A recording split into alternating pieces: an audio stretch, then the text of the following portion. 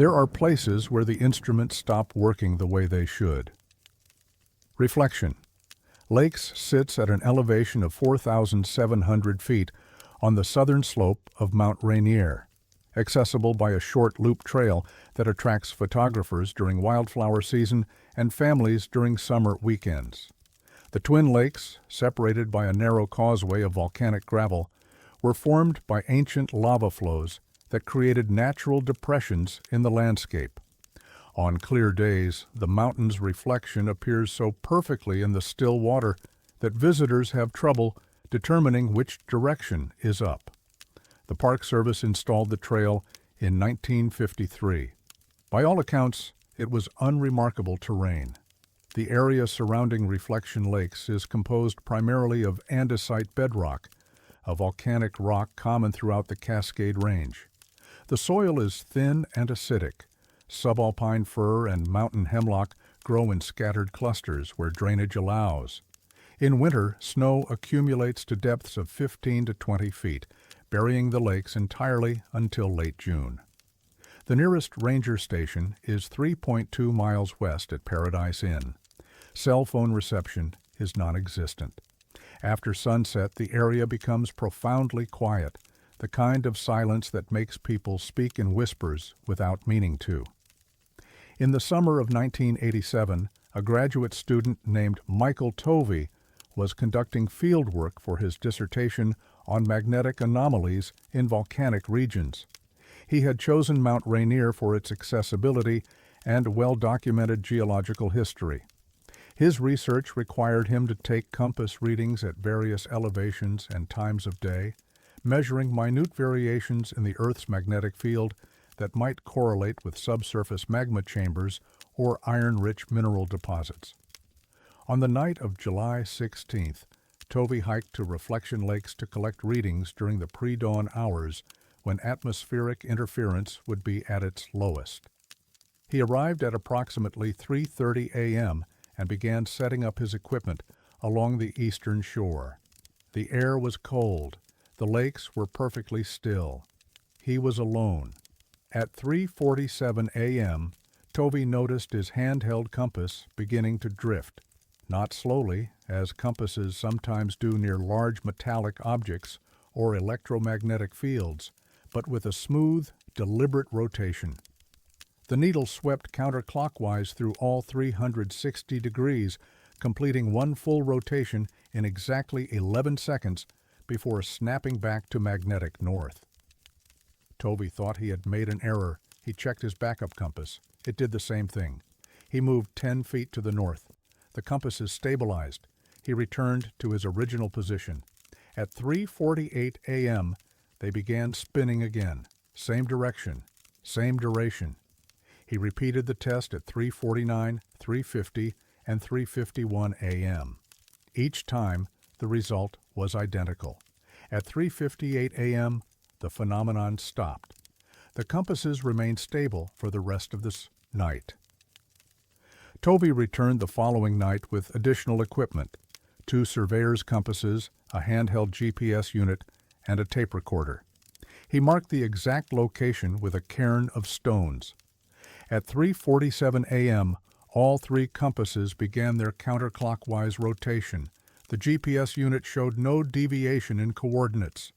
He recorded the audio, though there was nothing to hear except the faint metallic clicking of the compass housings as the needles spun. The phenomenon lasted until 3:58 a.m., then ceased. Over the next 2 weeks, Tovey documented the anomaly on 7 separate occasions. He brought colleagues from the university's geology department. They confirmed his findings. A physics professor named Dr. Raymond Kepler observed the effect on July 29th and noted that the rotation speed was unnaturally consistent, suggesting an external force rather than a magnetic gradient. Kepler proposed several theories: underground ferrous deposits, localized electromagnetic pulses, even equipment malfunction, but none could explain the precision of the 11-minute window or the 11-second rotation cycle. On August 4th, Tovey submitted a preliminary report to the Park Service requesting permission to install monitoring equipment at the site. He described the phenomenon in technical language, careful not to sensationalize. He included timestamps, photographs of the equipment, and written statements from witnesses. The Park Service acknowledged receipt of the report but offered no immediate response. 2 weeks later, Tovey returned to Reflection Lakes and found the trail markers removed.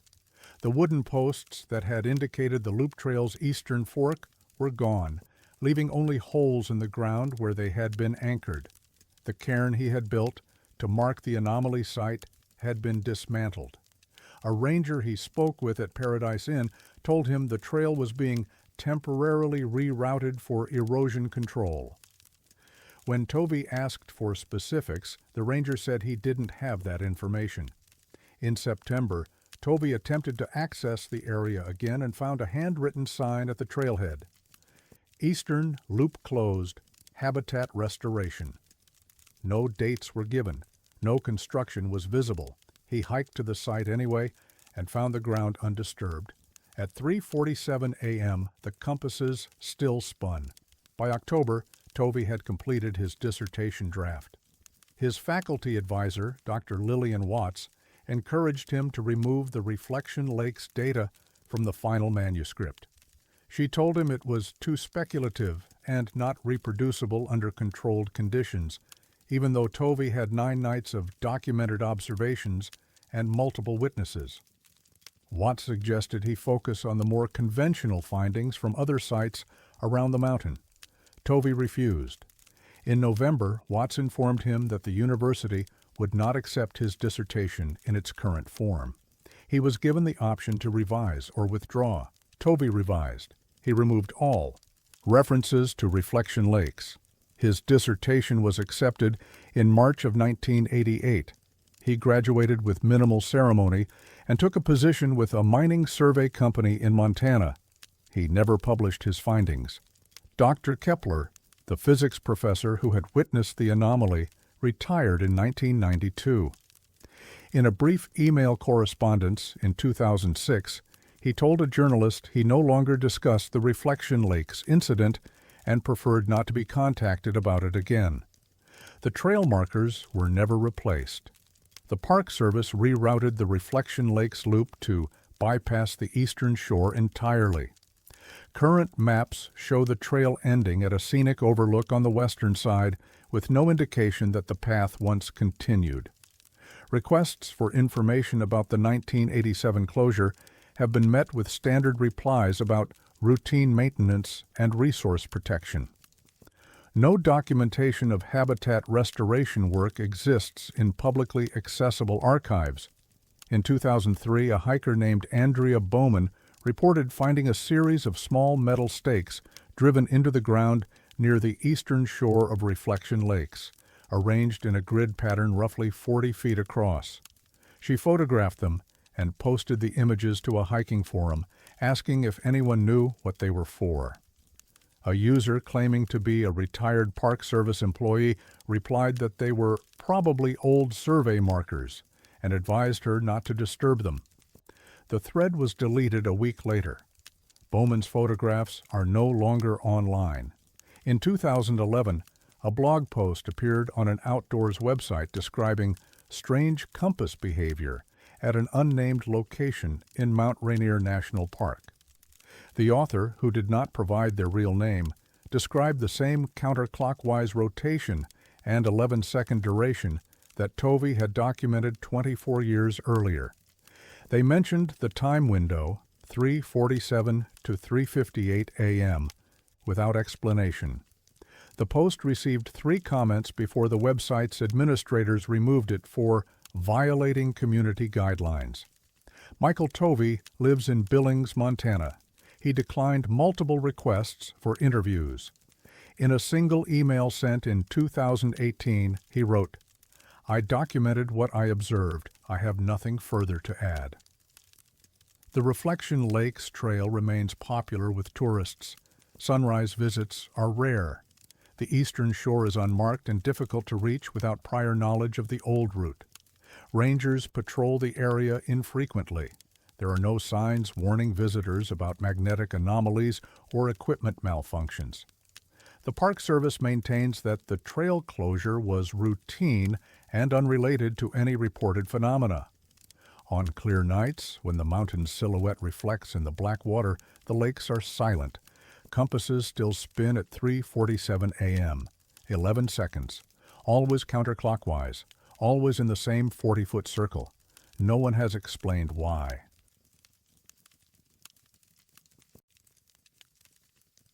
Some tracks refuse to fade. Paradise Valley sits on the southern flank of Mount Rainier at 5,400 feet, named by early settlers who believed no landscape could surpass its beauty. The meadows bloom with lupine and Indian paintbrush from July through August. Above the valley, the mountain's glaciers descend in frozen rivers of blue ice. Below, ancient lava flows form terraced slopes where subalpine fir clusters in windswept patterns. The Paradise Inn was built in 1916, constructed from massive cedar logs hauled up the mountain by mule team. By 1950, it had become the primary base for summit attempts and a destination for tourists seeking alpine views. The area experiences some of the heaviest snowfall recorded in the United States. Annual accumulation regularly exceeds 50 feet. Winter storms can deposit 10 feet of snow in a single week. The snowpack compresses meadows, bends trees, and scours exposed surfaces with ice crystals driven by 60-mile-per-hour winds. Nothing fragile survives winter here. Wooden signs splinter, metal corrodes, soft ground erodes. The landscape renews itself with brutal efficiency each spring. The volcanic ash deposits in Paradise Valley date back approximately 2,000 years, remnants of an eruption that blanketed the region in fine gray powder. Over centuries, vegetation reclaimed most of the ashfall, but pockets remain visible where erosion has exposed the underlying layers. Geologists use these deposits to study eruption patterns and estimate blast radius. The ash preserves details with remarkable clarity: leaf imprints, animal tracks, even raindrop impacts frozen in time. In late June of 1952, a maintenance worker named Harold Voss was clearing debris from the trails around Paradise Inn when he noticed something unusual near the Skyline Trail junction. A section of volcanic ash exposed by spring melt bore a series of footprints. They appeared fresh. Voss assumed another worker had walked through the area recently and thought nothing of it until he examined the prints more closely. The footprints descended from higher elevation, moving toward the inn. There were 11 distinct impressions, each one clear and deep. The stride length measured approximately 34 inches. The boot size appeared to be a men's 10 or 11. But two details made Voss pause. First, the tread pattern, a series of rectangular lugs arranged in an unusual geometric configuration, matched nothing he recognized. Second, the direction of the stride suggested the person had been walking backward. The deepest part of each impression was at the heel, with progressively lighter pressure toward the toe, as though someone had been descending the slope in reverse. Voss reported the tracks to the head ranger, William Garrett, who documented them with photographs and measurements. Garrett initially suspected the prints were older than they appeared, perhaps preserved by chance in a sheltered microclimate. But the ash around the footprints showed no signs of weathering, no cracks, no wind erosion, no water damage. The surface looked as though it had been stepped on that morning. Rangers cordoned off the area and brought in a geologist from the University of Washington named Dr. Philip Ashford. Ashford examined the site on July 2nd and confirmed the ash layer dated to approximately 2,000 years ago. The footprints, however, displayed none of the mineralization or compaction typical of ancient trace fossils. He described them as impossibly fresh in his field notes. Ashford collected samples and returned to the university for analysis.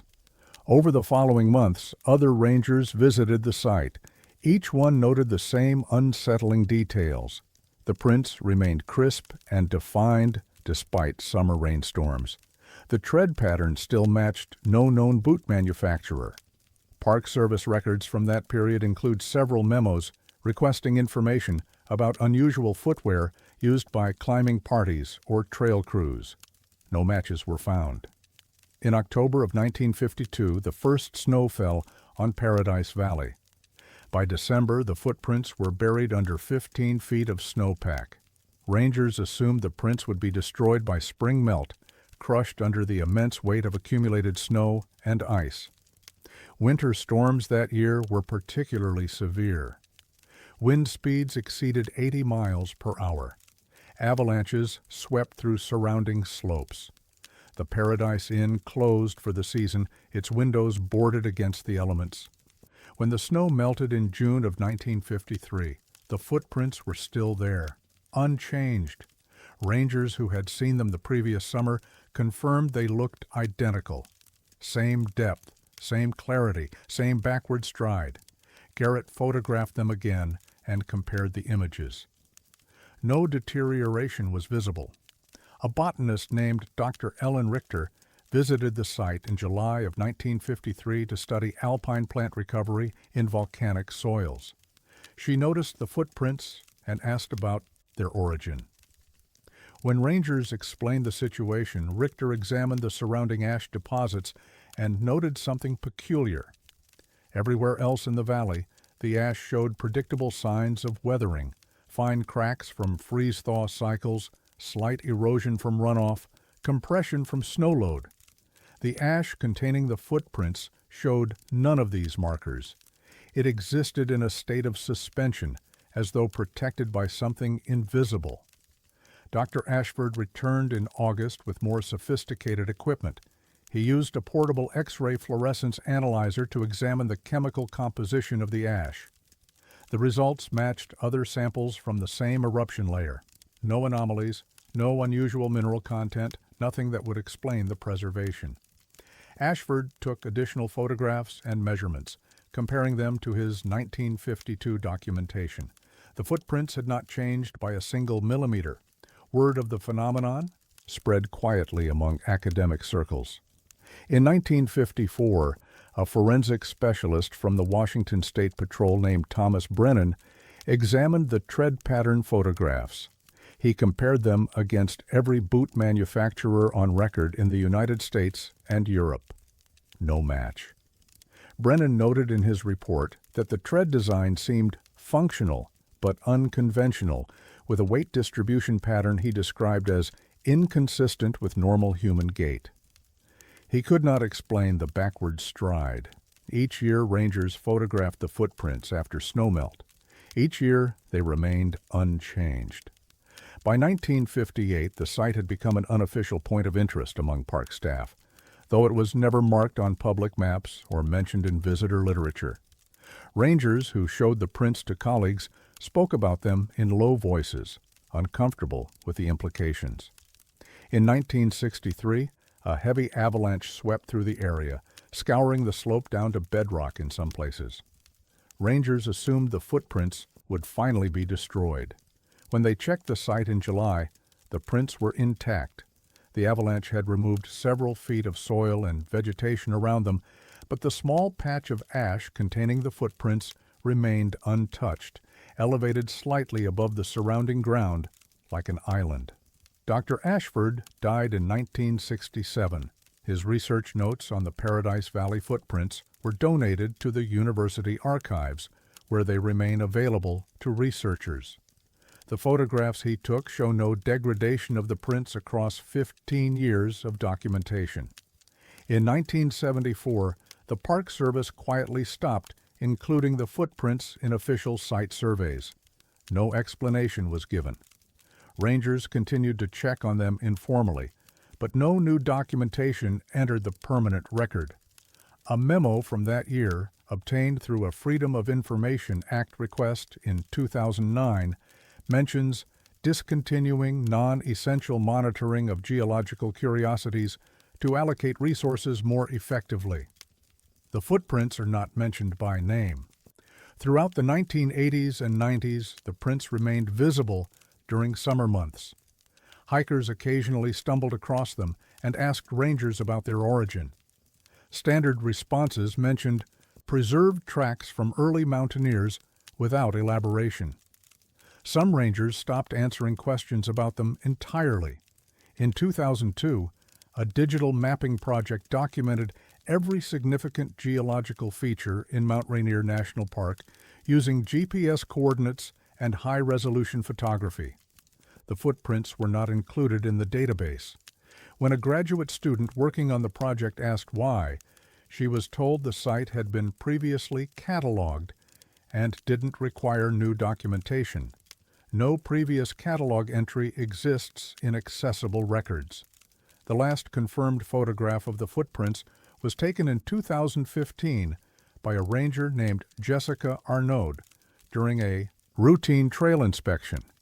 She posted the image to an internal Park Service forum with the caption, "Still there? Still perfect. 70 years." The thread was removed within 24 hours.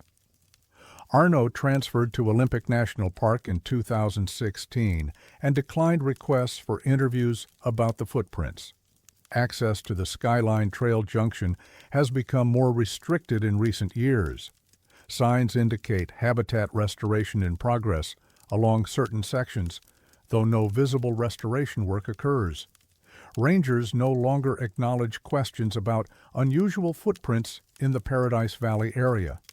The Park Service website makes no mention of them. The prints remain where Harold Voss found them in 1952. 73 winters have passed, 73 spring melts, hundreds of feet of accumulated snow, decades of wind and rain, and freeze-thaw cycles that pulverize granite and split boulders. The footprints have not faded. The backward stride leads uphill toward the summit, toward the glaciers that grind stone into powder. No one walks that way. No one ever has.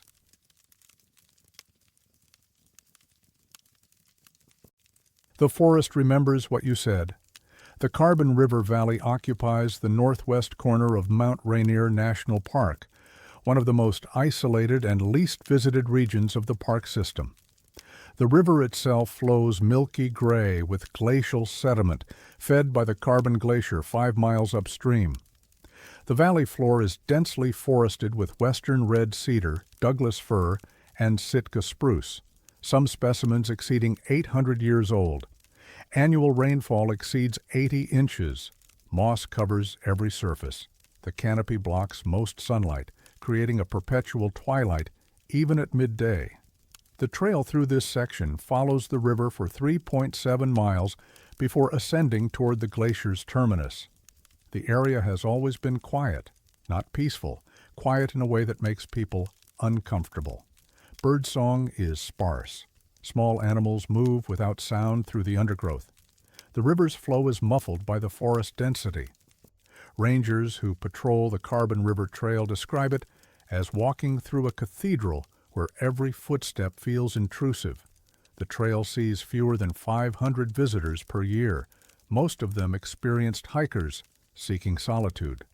In the summer of 1974, 2 backpackers named David Holloway and Margaret Vinson were hiking the Carbon River Trail when they heard voices ahead on the path.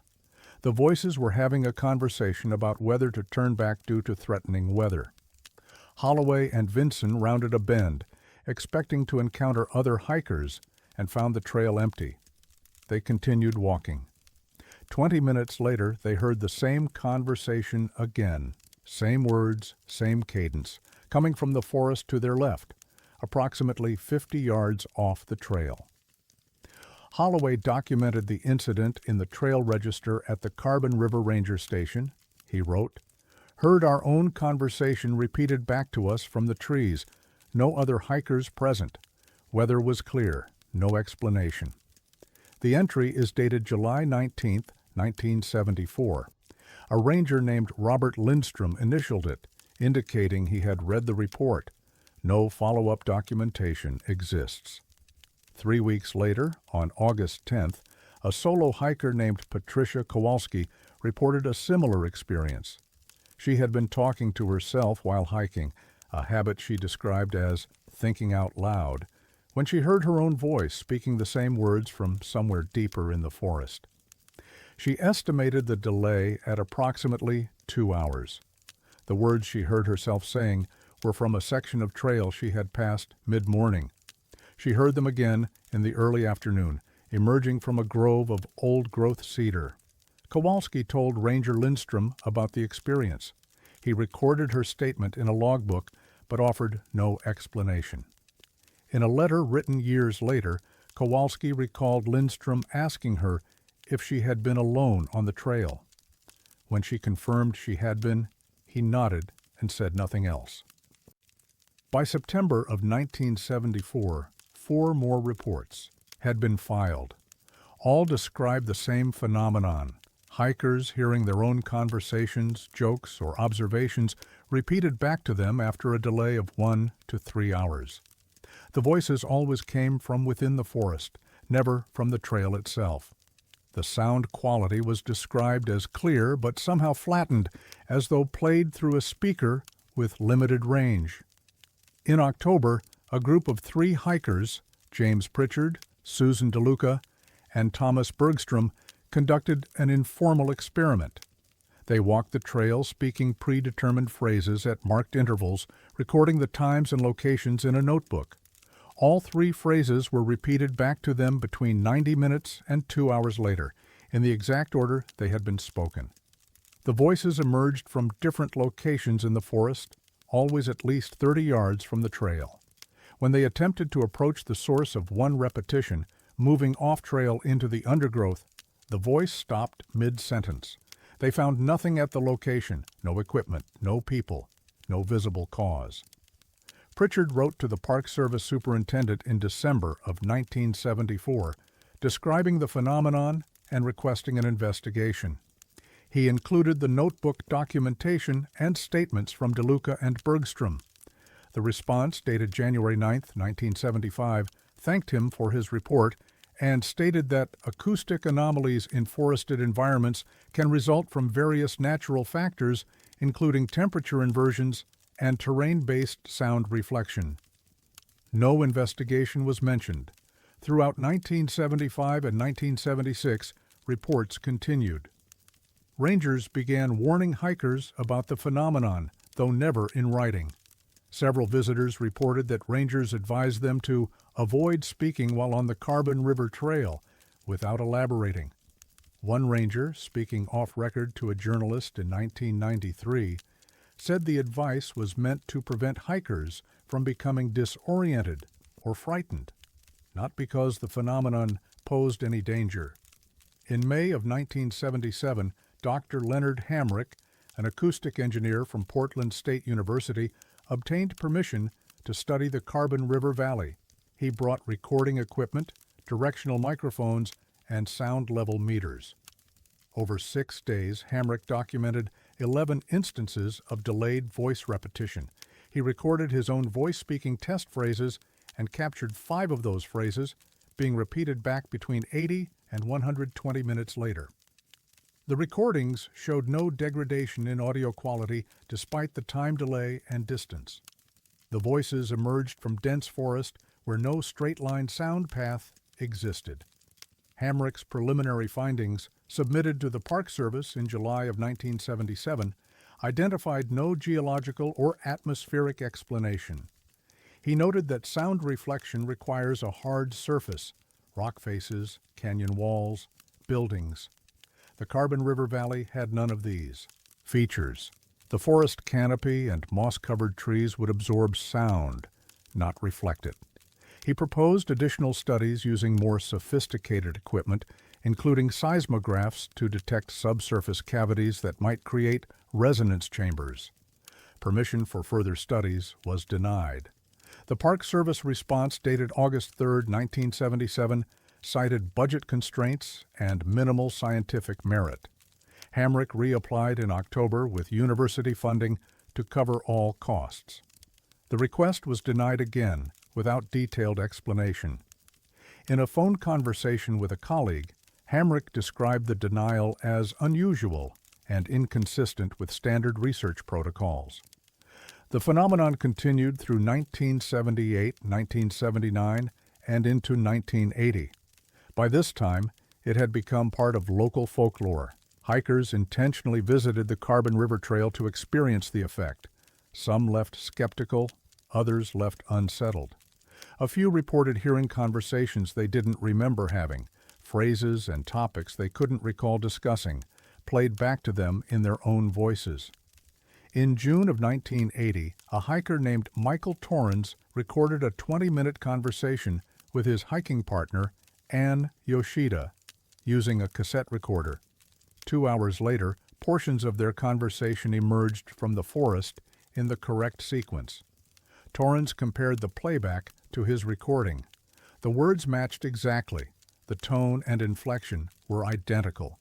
But the audio from the forest included no background noise, no wind, no river sound, no footsteps, only the voices isolated and pure.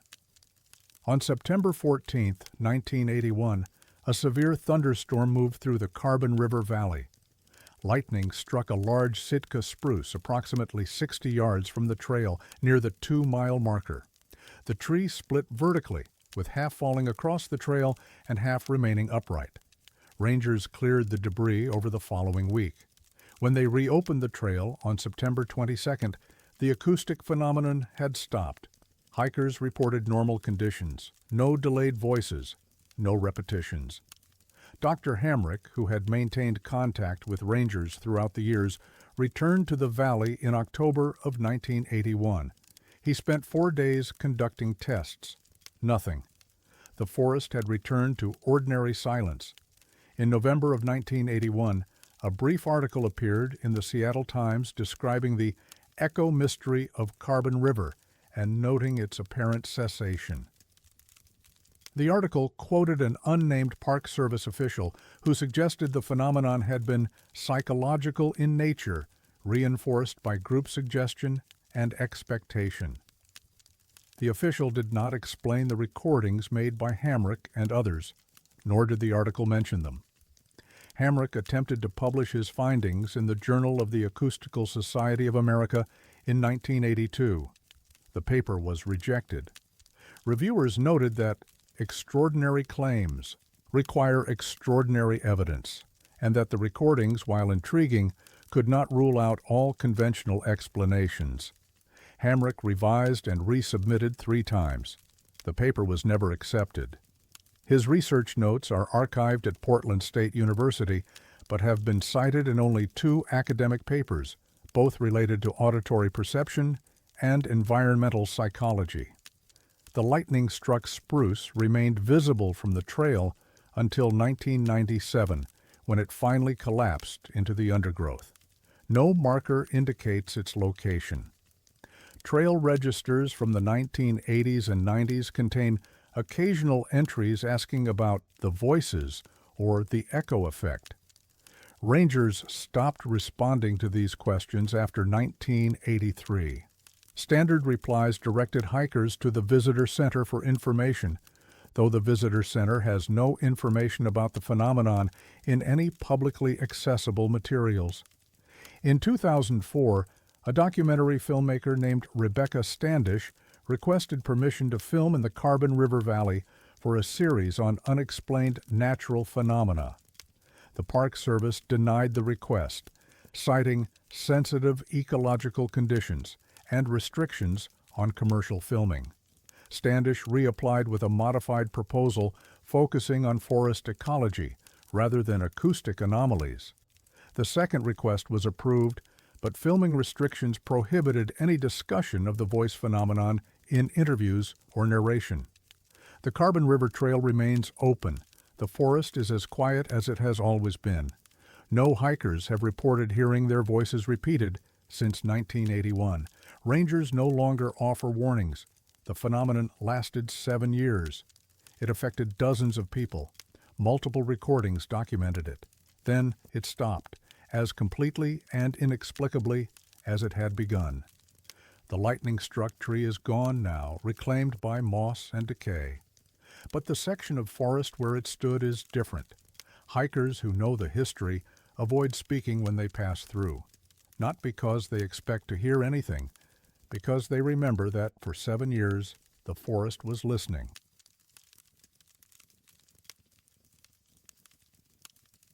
Buildings leave scars when they disappear. Mowich Lake sits at an elevation of 4,900 feet in the northwest corner of Mount Rainier National Park, accessible only by a 14-mile unpaved road that closes from October through June. The lake itself is the deepest body of water in the park, reaching a maximum depth of 155 feet. Glacial melt gives it an opaque turquoise color. Dense forest surrounds the shoreline, mountain hemlock, Alaska yellow cedar, and silver fir growing so close to the water that their roots tangle into the rocky substrate. The area receives minimal foot traffic even during peak summer months. No facilities exist at the lake. No ranger station, no shelter, just a small parking area and a primitive campground. The Mowich Lake region was mapped in detail during the early 1920s as part of the park's initial infrastructure planning. Survey crews documented elevation changes, timber density, water sources, and potential locations for administrative buildings. These surveys formed the basis for subsequent development decisions and remain archived in the National Park Service Pacific Northwest Regional Office. Several documents from this period reference structures that were planned, built, or abandoned as park boundaries, and funding priorities shifted. In August of 1997, a historian named Elizabeth Ortega was researching the early development of Mount Rainier National Park for a book on wilderness management. She was reviewing budget records from the 1920s and 30s when she noticed recurring line items for Mowich Lake Ranger Station, maintenance, and supplies. The entries appeared in fiscal reports from 1923, 1926, 1929, 1932, 1935, and 1938.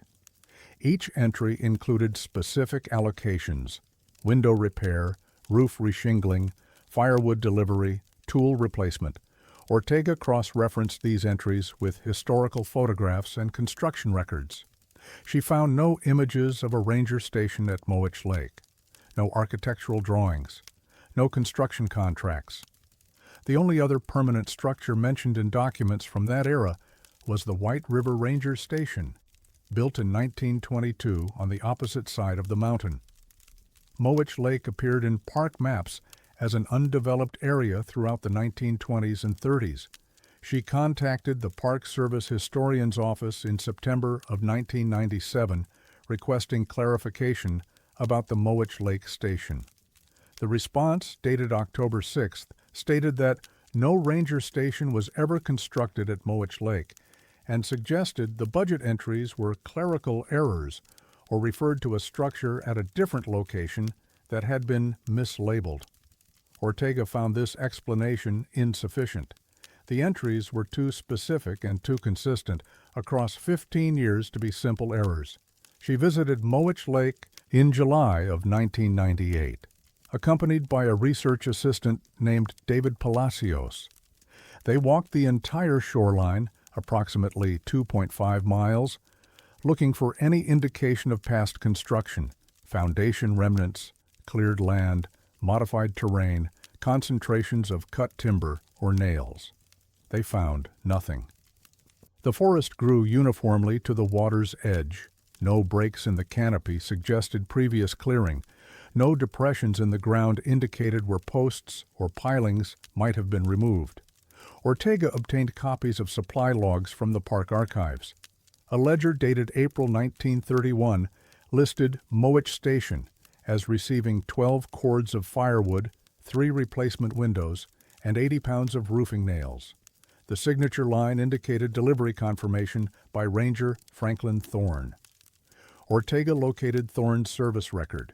He had been assigned to Mount Rainier National Park from 1928 to 1941, with his primary posting listed as White River District. No mention of Mowich Lake appeared in his personnel file. In November of 1998, Ortega interviewed 2 retired rangers who had worked in the park during the 1950s and 60s. Both men, Arthur Kelso and Raymond Nash, recalled hearing older rangers mention a lost station somewhere in the northwest sector. Kelso said the term was used casually, as though everyone understood what it meant, but he never heard specifics. Nash remembered being told during his first season not to include certain coordinates in his patrol logs because the old maps were wrong about what was there. He assumed this referred to trail locations or campsites that had been relocated, not buildings. Ortega requested access to personnel records for rangers who had worked in the park during the 1920s and 30s. The Park Service approved limited access to non-sensitive documents. She reviewed assignment sheets, patrol logs, and incident reports from that period. 5 different rangers, Franklin Thorne, Walter Cummings, Edward Halloran, Bernard Stauffer, and Joseph McKittrick, had filed reports that referenced Mowich Station as either their current location or a destination. The reports covered routine activities, trail maintenance, wildlife observations, weather conditions, nothing unusual, nothing that suggested the station didn't exist. In March of 1999, Ortega contacted the families of these rangers. Only 2 could be located. Walter Cummings had died in 1973, but his daughter, Barbara Cummings Reyes, still lived in Washington. She had several boxes of her father's papers, including personal journals from his time as a ranger. Ortega visited her in April. The journals mentioned Mowich Station 3 times. In an entry from June 1933, Cummings wrote, "Resupplied Mowich this morning. Shutters need replacing before winter. Roof holding steady." In August of the same year, stayed overnight at Mowich. Cold even for summer. Stove needs work. In October, final check of Mowich before snowfall. Secured windows and door. Should last the season. Cummings Reyes had no photographs of the station. Her father rarely took pictures during his work years. She remembered him mentioning various ranger stations when she was a child, but couldn't recall specific names or locations. When Ortega asked if her father had ever mentioned anything unusual about Mowich Lake, Cummings Reyes paused. She said her father had made one comment in the 1960s during a family camping trip near the park. He pointed toward the northwest and said, "I used to work up that way. They closed it off." She had assumed he meant trails or patrol routes, not a building. Ortega requested topographic maps of the Mowich Lake area from 1920 through 1950. The maps showed consistent shoreline and terrain features across all years. None indicated a ranger station. However, a hand-drawn notation on the 1934 map showed a small square on the northwest shore with the letters RS beside it. The notation appeared in pencil and had been partially erased. Similar markings appeared on the 1937 and 1939 maps, also partially erased.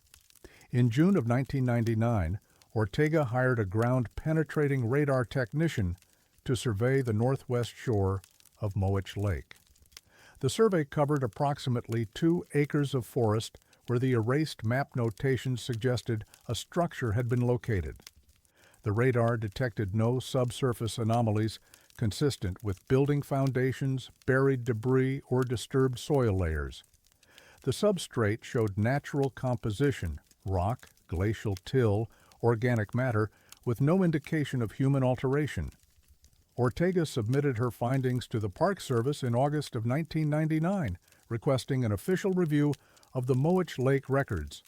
She included copies of budget documents, supply logs, ranger journals, and annotated maps.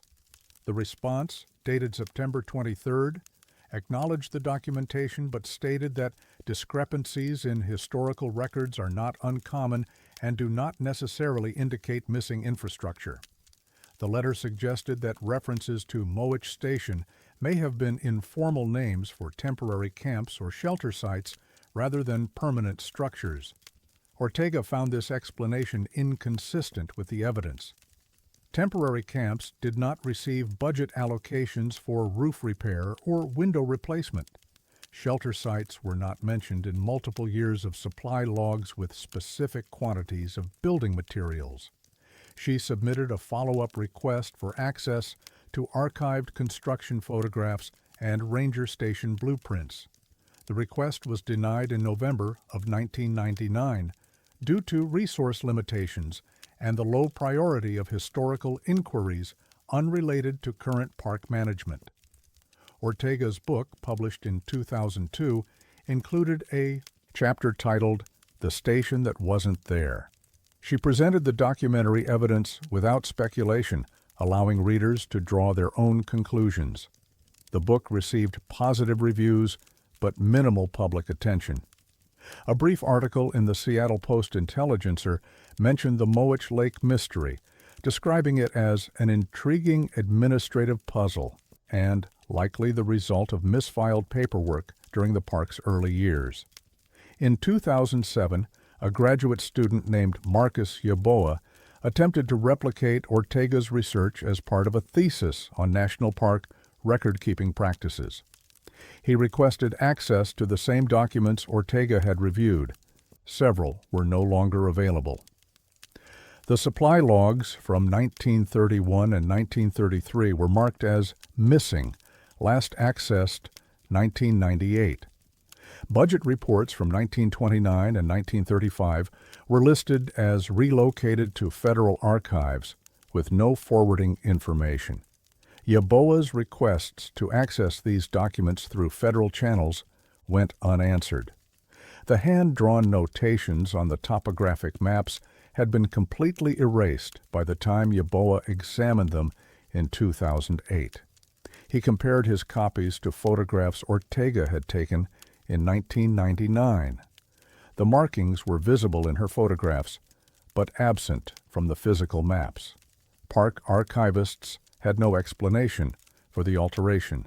Standard preservation protocols prohibit modification of historical documents.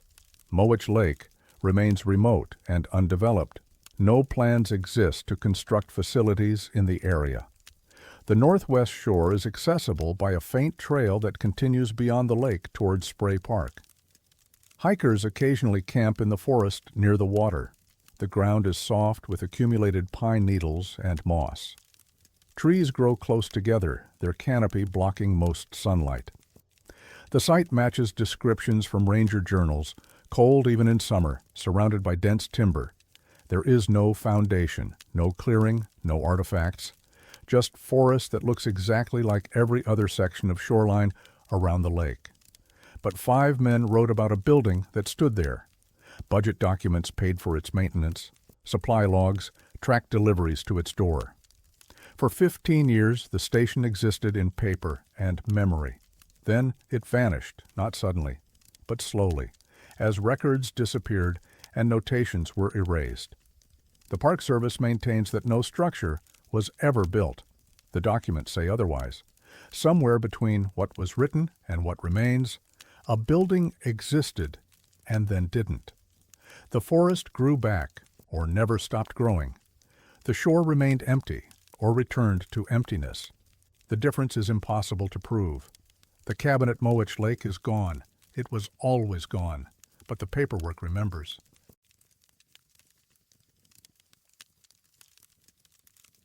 Weight is not supposed to change while you stand still. Sunrise Point sits at 6,400 feet on the northeastern slope of Mount Rainier, the highest elevation accessible by vehicle in the park.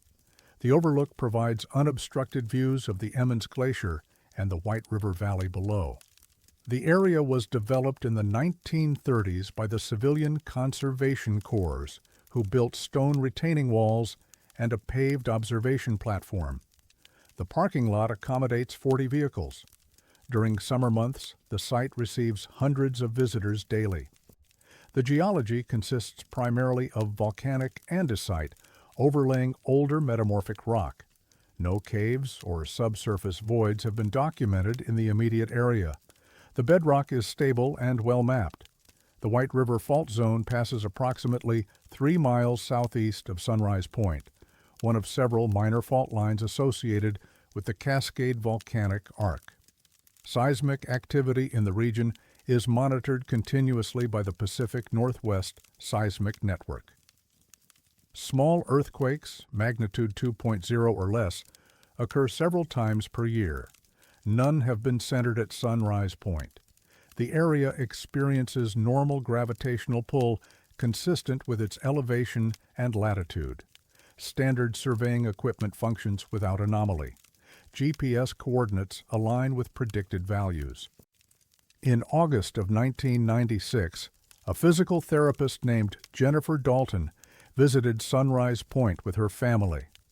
Dalton had recently begun using a digital luggage scale to track her weight loss progress and had brought it along on the trip to monitor her daily fluctuations. While standing at the overlook, she stepped onto the scale out of curiosity. The reading showed 131 pounds, 4 pounds less than her morning weight. She assumed the scale had malfunctioned or that the uneven ground had affected the reading. She moved to a flatter section of pavement and tried again. 131 pounds. She asked her husband, Peter Dalton, to test his weight. He normally weighed 185 pounds. The scale showed 181. Their teenage son weighed himself. His reading was also lower than expected by approximately 3 pounds. Jennifer Dalton thought the scale's battery might be dying, though it showed a full charge indicator. The family left the overlook and drove down to the Sunrise Visitor Center, 1 mile away. Jennifer weighed herself again in the parking lot. 135 pounds, her correct weight from that morning. Her husband and son also returned to their normal weights. The scale functioned properly at every other location they tested that day. 3 days later, Jennifer Dalton returned to Sunrise Point alone, bringing 2 different scales, her digital luggage scale and a mechanical bathroom scale borrowed from a friend. At the overlook, both scales showed reduced weight. The digital scale read 132 pounds. The mechanical scale showed approximately 133. At the visitor center, both returned to 135. She documented the readings with photographs showing the scale displays and her watch, which indicated timestamps. Dalton reported the phenomenon to a park ranger at the Sunrise Visitor Center on August 17th. The ranger, whose name she recorded as Stephen Pacheco, listened politely and suggested altitude might affect scale calibration. Dalton explained she had tested the scales at multiple elevations throughout the park, and only Sunrise Point showed anomalous readings. Pacheco said he would make note of it, but offered no further action. Over the next month, Dalton contacted several friends and acquaintances, asking them to visit Sunrise Point with portable scales. 4 people independently confirmed the weight reduction. The measurements ranged from 2 to 4% below expected values. All readings normalized within 100 yards of the overlook. Dalton compiled the data and sent a letter to the park superintendent in October of 1996, including photographs and witness statements. She received no response. In January of 1997, she called the superintendent's office. A secretary told her the letter had been forwarded to the appropriate department, but could not provide specifics. Dalton asked which department. The secretary said she didn't have that information. In March of 1997, a geology professor named Dr. Raymond Ishikawa read about Dalton's observations in a regional hiking newsletter where she had submitted a brief account. Ishikawa taught at Central Washington University and had research experience in geophysics. He contacted Dalton and requested permission to conduct his own tests. She agreed and provided her documentation. Ishikawa visited Sunrise Point on April 23rd with a graduate student named Laura Mendez. They brought a calibrated spring scale, a digital postal scale, and a surveyor's level to ensure flat placement. Both researchers weighed themselves at the visitor center on the road approaching Sunrise Point, at the overlook itself, and at various points along the return route. At the overlook, both recorded weight reductions of approximately 3%. The scales returned to normal readings within 2 minutes of leaving the platform area. Ishikawa measured the duration of the effect by having Mendez stand on the scale while he noted the exact timing. The weight reduction began within 15 seconds of stepping onto the overlook platform and lasted for approximately 90 seconds before gradually returning to normal, even though Mendez remained standing in the same location. The transition was smooth, not sudden. The scale reading decreased steadily over 10 to 15 seconds, held at the reduced value for about a minute, then increased back to normal over another 10 to 15 seconds. They repeated the experiment 7 times over 3 hours. The pattern remained consistent. Ishikawa documented everything with photographs, video recordings, and written observations. He could find no environmental factors that would explain the readings. Temperature, wind, and barometric pressure remained stable. The pavement was level. No electromagnetic interference was detected using a handheld meter. The spring scale and digital scale showed identical patterns, ruling out electronic malfunction. Ishikawa submitted a report to the United States Geological Survey in May of 1997, describing the phenomenon and requesting a formal investigation. The USGS acknowledged receipt and assigned the case to a geophysicist named Dr. Alan Forrester. Forrester visited Sunrise Point in July with portable gravimeters, sensitive instruments designed to measure minute variations in gravitational field strength. The equipment detected no gravitational anomaly. Gravity measurements at the overlook matched predictions based on elevation, latitude, and local geology. Forrester's preliminary report, dated August 5, 1997, noted the discrepancy between subjective weight measurements and objective gravitational readings. He proposed several explanations: scale calibration errors, atmospheric pressure variations affecting mechanical scales, psychological expectation influencing reading interpretation. None fully explained why multiple different scales, including mechanical spring scales, not subject to electronic drift, showed consistent reductions in weight only at that specific location. The USGS returned in September of 1998 for a more comprehensive study. The team included 3 researchers and specialized equipment capable of detecting subsurface density variations, magnetic field anomalies, and seismic vibrations below human perception threshold. They spent 4 days at Sunrise Point conducting measurements. Visitors to the overlook during this period reported seeing scientists with equipment, but were not informed about the investigation's purpose. No official report from this second study was ever released. Dr. Ishikawa requested updates from the USGS in October and November of 1998. Both inquiries received responses stating the investigation was ongoing and findings would be shared upon completion. In March of 1999, Ishikawa submitted a Freedom of Information Act request for any documents related to Sunrise Point studies. The request was acknowledged but not fulfilled.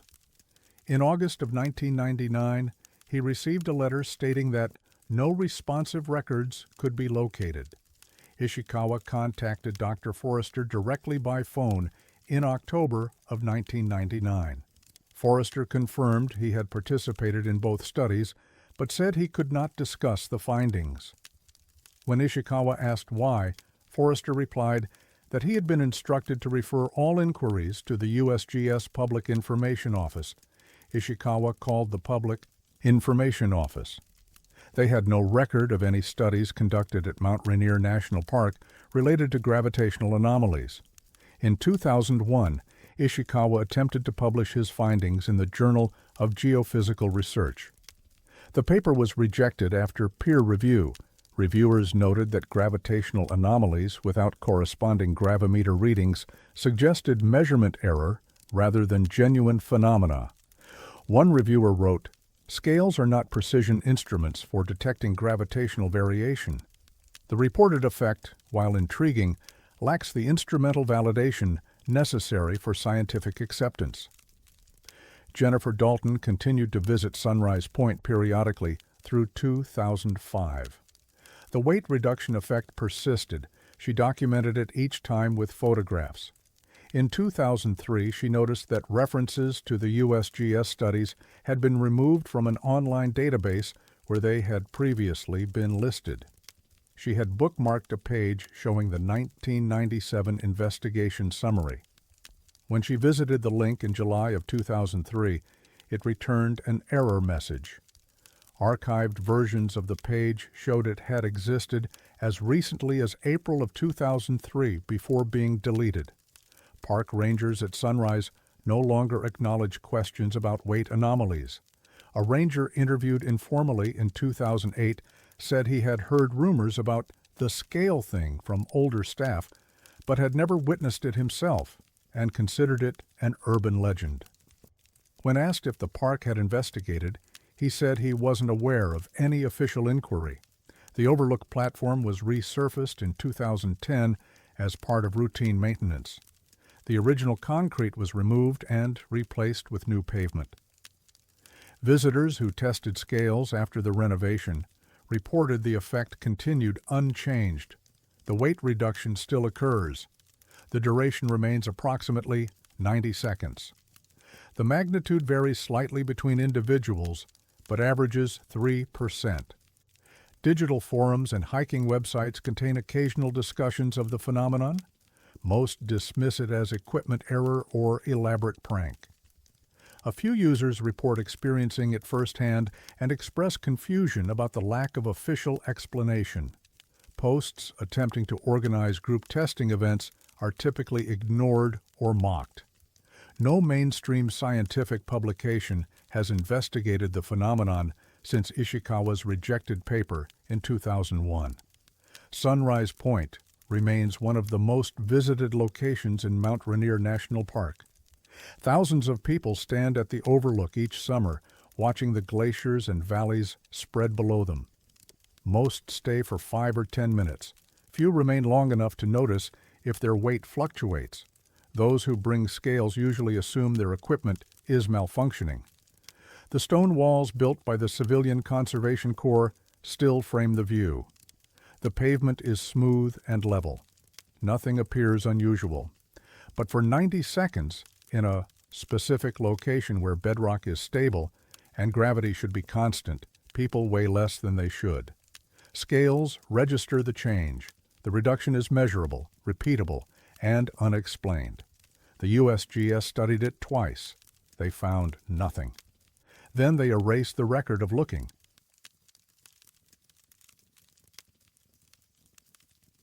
Some voices travel through more than distance.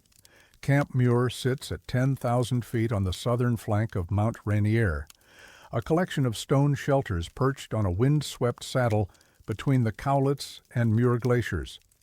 It serves as the primary staging point for summit attempts via the Disappointment Cleaver route. The camp was established in 1888 and named after naturalist John Muir, who visited the area during early expeditions. Climbers spend the night at Camp Muir to acclimatize before attempting the final 4,300 feet to the summit. Weather conditions change rapidly at this elevation. Storms can arrive with minimal warning, bringing whiteout conditions and winds exceeding 100 miles per hour.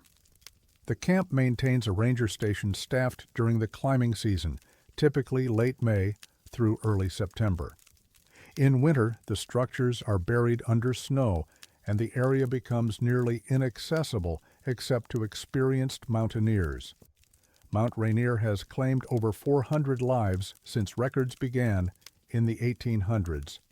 Crevasse falls, avalanches, rockfall, exposure, and altitude sickness account for most fatalities. Bodies are often not recovered. Glacial ice preserves some remains for decades before releasing them at lower elevations. The mountain is unforgiving. Small errors compound into fatal consequences. Weather systems that appear stable can deteriorate within minutes, trapping climbers above safe descent routes. On December 18, 1969, Ranger Thomas Caldwell was conducting a winter patrol from Paradise Inn to assess snow conditions and check the structural integrity of high-elevation facilities. Winter patrols were rare, but necessary to document damage from storms and plan for summer season repairs. Caldwell had reached approximately 9,000 feet within radio range of Camp Muir when his two-way radio crackled with an incoming transmission. The voice was male, strained, speaking quickly through static.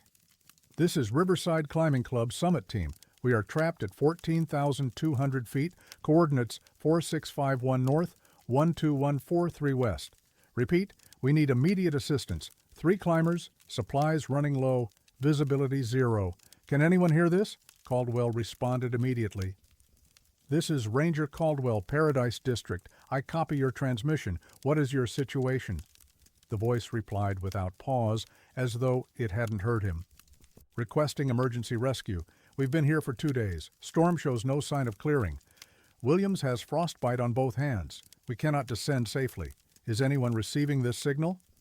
Caldwell tried again. "Riverside Team, this is Park Service Ranger Caldwell. I am receiving you. Confirm your party size and exact location." The transmission continued, repeating the same coordinates, the same details about 3 climbers and deteriorating conditions.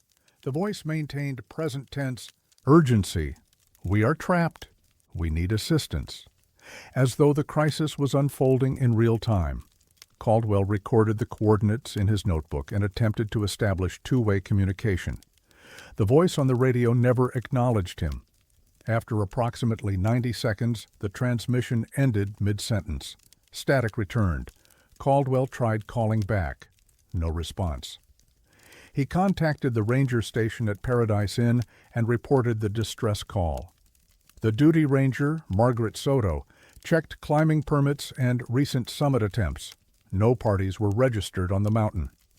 Winter climbing permits were rare, and none had been issued in December. Soto asked Caldwell to repeat the coordinates. He read them from his notes. 14,200 feet elevation, 46.51 degrees north, 121.43 degrees west.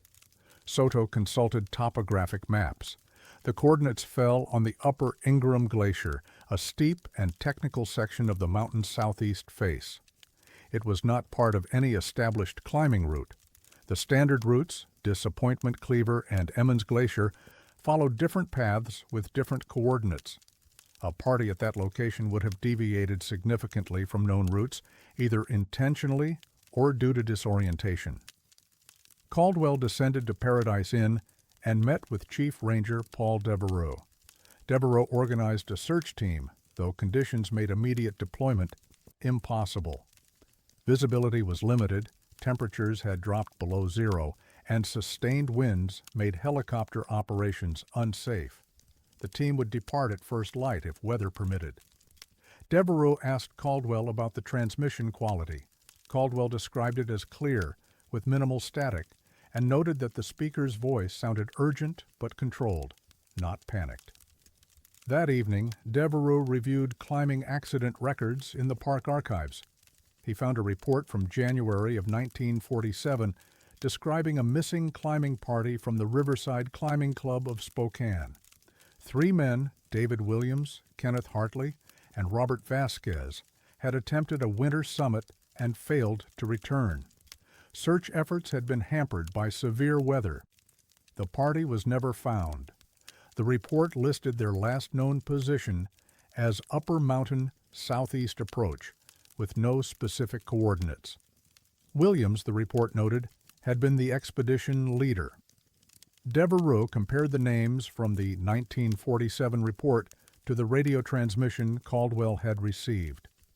The voice had mentioned, "Williams has frostbite." The name matched. Devereaux pulled additional documentation. The Riverside Climbing Club had dissolved in the early 1950s. Kenneth Hartley's family had been contacted during the original search but had received no information about his fate. Robert Vasquez had no next of kin listed in the file. The case had been closed as a presumed climbing fatality in 1949 after 2 years with no new leads. The search team departed on December 19th at dawn. Weather had improved slightly, allowing access to higher elevations. 4 rangers, including Caldwell and Devereaux, ascended to Camp Muir and continued toward the coordinates from the transmission. They reached approximately 13,500 feet before conditions forced them to stop. Visibility was poor. Wind speeds made communication difficult. No signs of recent human activity were visible. No tracks, no equipment, no distress markers. The team searched the area within a half-mile radius of the coordinates over the next 2 days. Crevasses in the region required careful navigation. Glacial ice showed no recent disturbances. Rangers used avalanche probes to check snow depth in accessible areas. They found nothing. On December 21st, deteriorating weather forced the team to abandon the search. No evidence of a climbing party, current or historical, was located at the specified coordinates. Devereaux filed a report on December 23rd, documenting the radio transmission and subsequent search efforts. He included the connection to the 1947 disappearance, but noted it as coincidental and unverifiable. The report concluded that no active rescue was required, as no climbers were missing and no party matched the transmission details. He recommended monitoring radio frequencies for additional transmissions, but did not classify the incident as an emergency. Caldwell was interviewed by a Seattle newspaper reporter in January of 1970 after word of the incident circulated among park staff. He described the transmission as the clearest distress call I've ever received and said the voice sounded like someone speaking into the radio at that exact moment, not a recording or echo. When the reporter asked if he believed the transmission was from the 1947 climbing party, Caldwell said he didn't speculate. He confirmed the facts. A transmission was received, coordinates were provided, a search was conducted, nothing was found. Margaret Soto, the duty ranger who had checked the coordinates, later described her reaction as unsettled but professional. In a letter written in 1983, she recalled, "The coordinates were precise. The voice on the radio gave them twice, clearly and deliberately. When I saw they didn't match any known route, I assumed the party was lost. When we couldn't find anyone, I assumed they had descended safely and we'd missed them somehow. It wasn't until Chief Devereaux showed me the 1947 file that I understood why everyone was so quiet about it." The Park Service made no public statement about the transmission. Internal memos from January of 1970 discuss unexplained radio phenomena and reference atmospheric conditions that can cause signal reflection or delay. One memo, authored by Devereaux, mentions that distress calls from the past cannot be investigated using standard rescue protocols and recommends that similar incidents be documented but not pursued operationally. In 1972, a communications technician named Alan Friedberg reviewed the incident as part of a study on radio anomalies in mountainous terrain. Friedberg noted that the transmission's clarity and detail were inconsistent with atmospheric reflection or ionospheric propagation, both of which degrade signal quality over time and distance.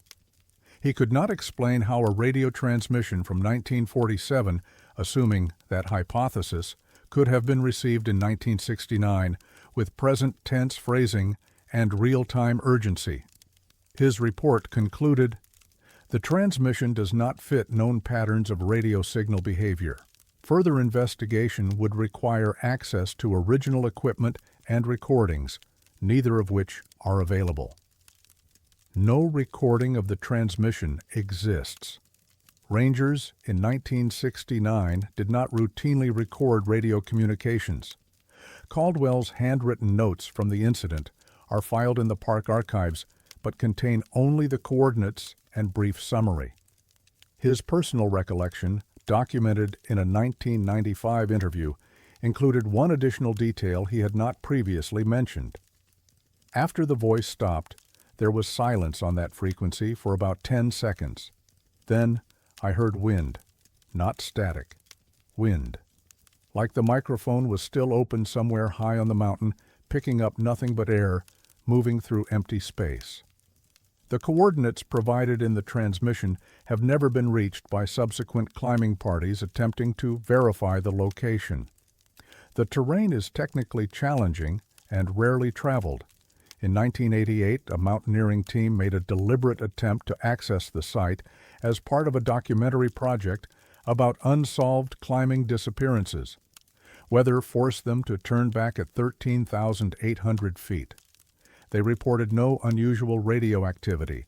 Camp Muir still serves as the staging point for summit climbers. Rangers monitor radio frequencies continuously during the climbing season. No similar transmissions have been reported since 1969. The 1947 disappearance remains officially unsolved. No remains from the Riverside Climbing Club expedition have ever been recovered. Glacial surveys and ice core studies conducted in the 1990s found no anomalies in the upper Ingraham Glacier region that would suggest preserved human remains. Thomas Caldwell retired from the Park Service in 1991. He died in 2008. In his final interview, conducted by a regional historian in 2006, he was asked if he still thought about the radio transmission. He replied, "Every December, I think about 3 men on a mountain in a storm calling for help that never came. And somehow, 22 years later, I heard them. They were still there, still calling, still trapped at 14,000 feet, waiting for someone to answer. The frequency is monitored. The coordinates remain on record. The wind blows across the Ingraham Glacier, carrying nothing but silence now. But on December 18, 1969, for 90 seconds, 3 voices returned from wherever lost climbers go. They asked for rescue. They gave their location. Then the signal went dead, and the mountain returned to its long, cold quiet.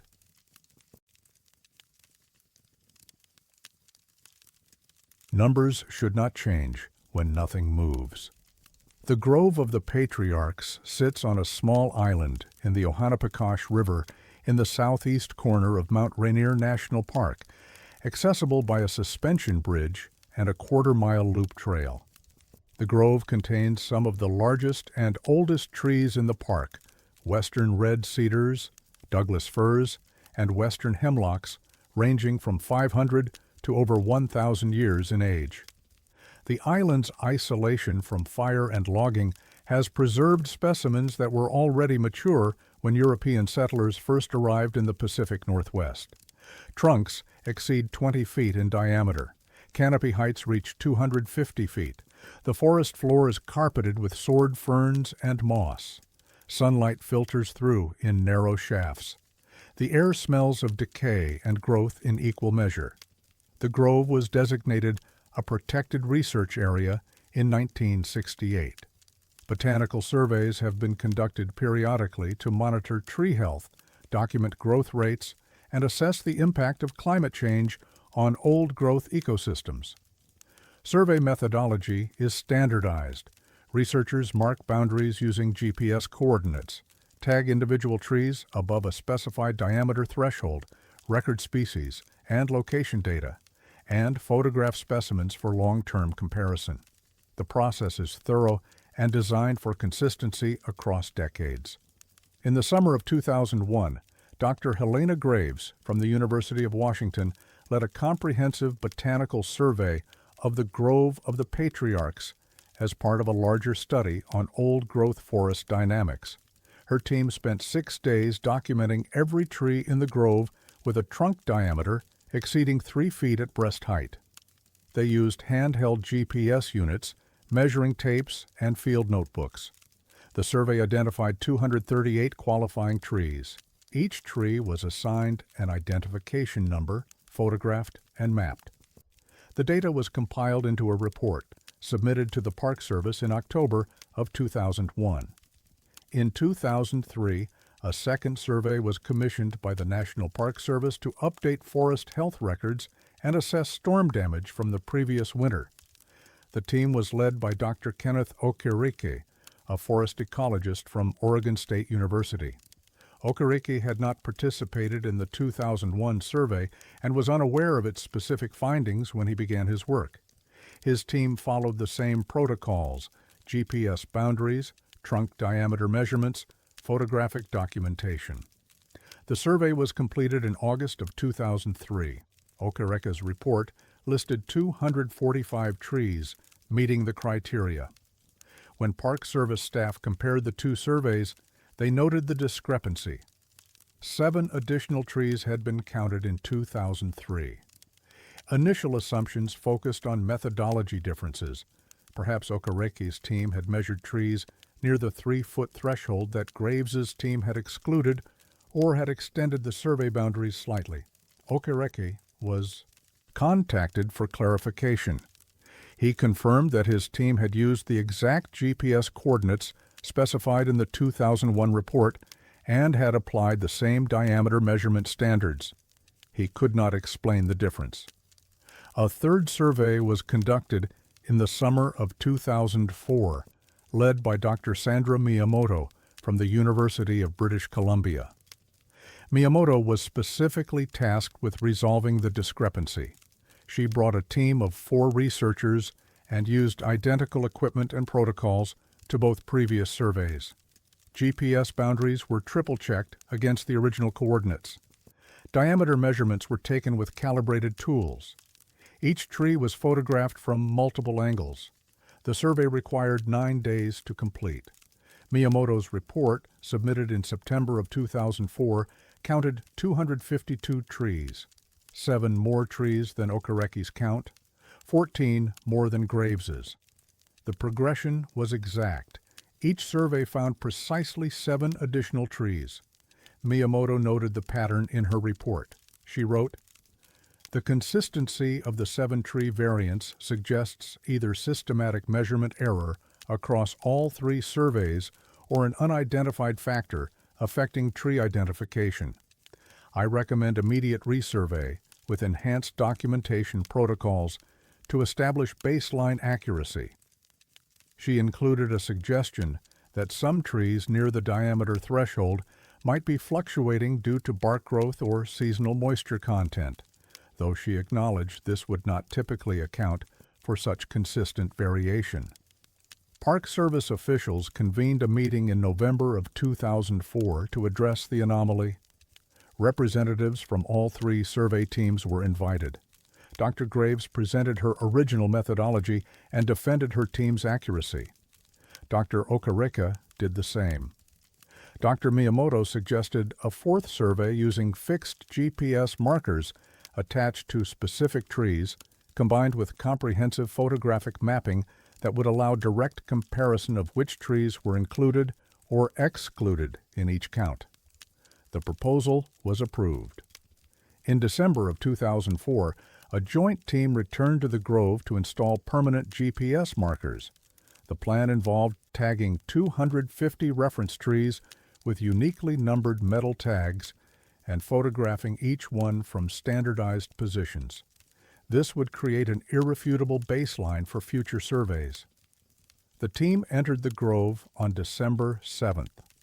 Weather was cold but clear. Equipment functioned normally during the initial setup along the outer perimeter of the grove.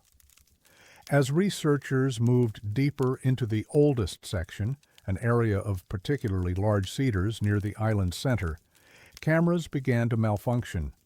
Digital cameras displayed error messages. Film cameras jammed. One researcher, a graduate student named Marcus Bellamy, reported that his camera's LCD screen showed corrupted images, even though the camera had been functioning moments earlier. When he attempted to review previous photos taken outside the grove, those images displayed normally. New photos taken inside the oldest section appeared as blank frames or digital noise. The team tested multiple cameras. All experienced similar failures in the same area. Batteries showed full charge. Memory cards were new and formatted. Outside the grove, cameras functioned perfectly. Inside the oldest section, none could capture images. The team documented the phenomenon in field notes and attempted to continue the survey using only manual measurements and written descriptions. By mid-afternoon, they had tagged 63 trees. When they returned the following day to resume work, 7 of the tags were missing. The tags were industrial-grade aluminum discs attached with corrosion-resistant wire. Removal would require tools or significant force. No evidence of tampering was visible, no cut wires, no scratched bark, no footprints in the soft ground around the affected trees. The tags had simply vanished. The team re-tagged the trees and installed motion-activated trail cameras to monitor for vandalism. When they checked the cameras 3 days later, the footage showed nothing. Hours of empty forest, occasionally disturbed by wind-moving branches. During this same period, 4 more tags disappeared. Dr. Miyamoto suspended the tagging effort on December 15th. In her incident report, she noted, "Equipment failures and missing markers prevent completion of baseline documentation. Recommend alternative survey methods or postponement until technical issues are resolved." She included a detailed account of the camera malfunctions and tag disappearances, but offered no explanation. The Park Service archives contain internal memos from December 2004 and January 2005 discussing the Grove of the Patriarchs situation. One memo, authored by a regional botanist named Dr. James Whitford, suggests that electromagnetic interference from underground mineral deposits might affect electronic equipment. Another memo, from a park administrator whose name is redacted, states, "The counting discrepancy is likely due to inconsistent application of measurement criteria. Further investigation is not a priority given budget constraints and limited management implications." No 4th survey was ever completed using the proposed GPS and photographic method. The 3 existing surveys remain the most recent comprehensive counts of the grove. Park Service literature describes the Grove of the Patriarchs as containing over 200 mature old-growth trees without citing a specific number. Dr. Graves retired from the University of Washington in 2010. In a brief email correspondence in 2014, she stated, "I stand by the accuracy of my 2001 survey, 238 trees. I counted them myself, twice. I don't know what the others found, but my numbers were correct." She declined to comment further. Dr. Okereke transferred to a research position in Costa Rica in 2006. Attempts to contact him for this account were unsuccessful. Dr. Miyamoto continues to work at the University of British Columbia, but did not respond to interview requests. Marcus Bellamy, the graduate student who experienced camera malfunctions during the tagging attempt, completed his degree in 2007 and now works as an environmental consultant in Seattle. In a phone conversation in 2016, he described the experience. "It wasn't like the cameras broke. They just wouldn't work in that specific area. You'd walk 15 feet in any direction and they'd be fine again. I've worked in remote locations all over the world since then. I've never seen anything like it." The Grove of the Patriarchs remains a popular hiking destination. Visitors walk the loop trail, photograph the massive trees, and read interpretive signs describing the grove's ecological significance. Rangers lead guided walks during summer months. No public information mentions the survey discrepancies or equipment failures. The suspension bridge crosses the Ohanapecosh River, and tourists step onto the island where the oldest trees stand. Someone attempting to count the trees today would face a challenge. Which trees qualify? What diameter threshold applies? Where exactly are the GPS boundaries? The 3 surveys used identical protocols and arrived at 3 different numbers: 238, 245, 252. Each count was 7 trees more than the last. The pattern stopped only because the survey stopped. No one has attempted a comprehensive count since 2004. Park officials cite the difficulty of justifying repeated surveys of the same site when resources are limited and management needs are unchanged. The grove is healthy, the trees are protected. Their exact number is less important than their preservation, but the question remains, unanswered and unsettling. If 3 teams count the same forest 3 different times using the same methods, why does the number change? And if a 4th count were conducted now, 20 years later, would it follow the pattern? 259 trees, exactly 7 more than the last attempt? The old-growth cedars stand silent on their island. Their rings mark centuries of patient growth. They were counted 3 times, and 3 times the forest gave different answers. The cameras that tried to document the 4th attempt returned only blankness. The metal tags installed to mark individual trees disappeared without explanation. The grove keeps its secrets. The numbers refuse to stay fixed. And deep in the oldest section, where the largest trees grow, something makes cameras fail and counting impossible.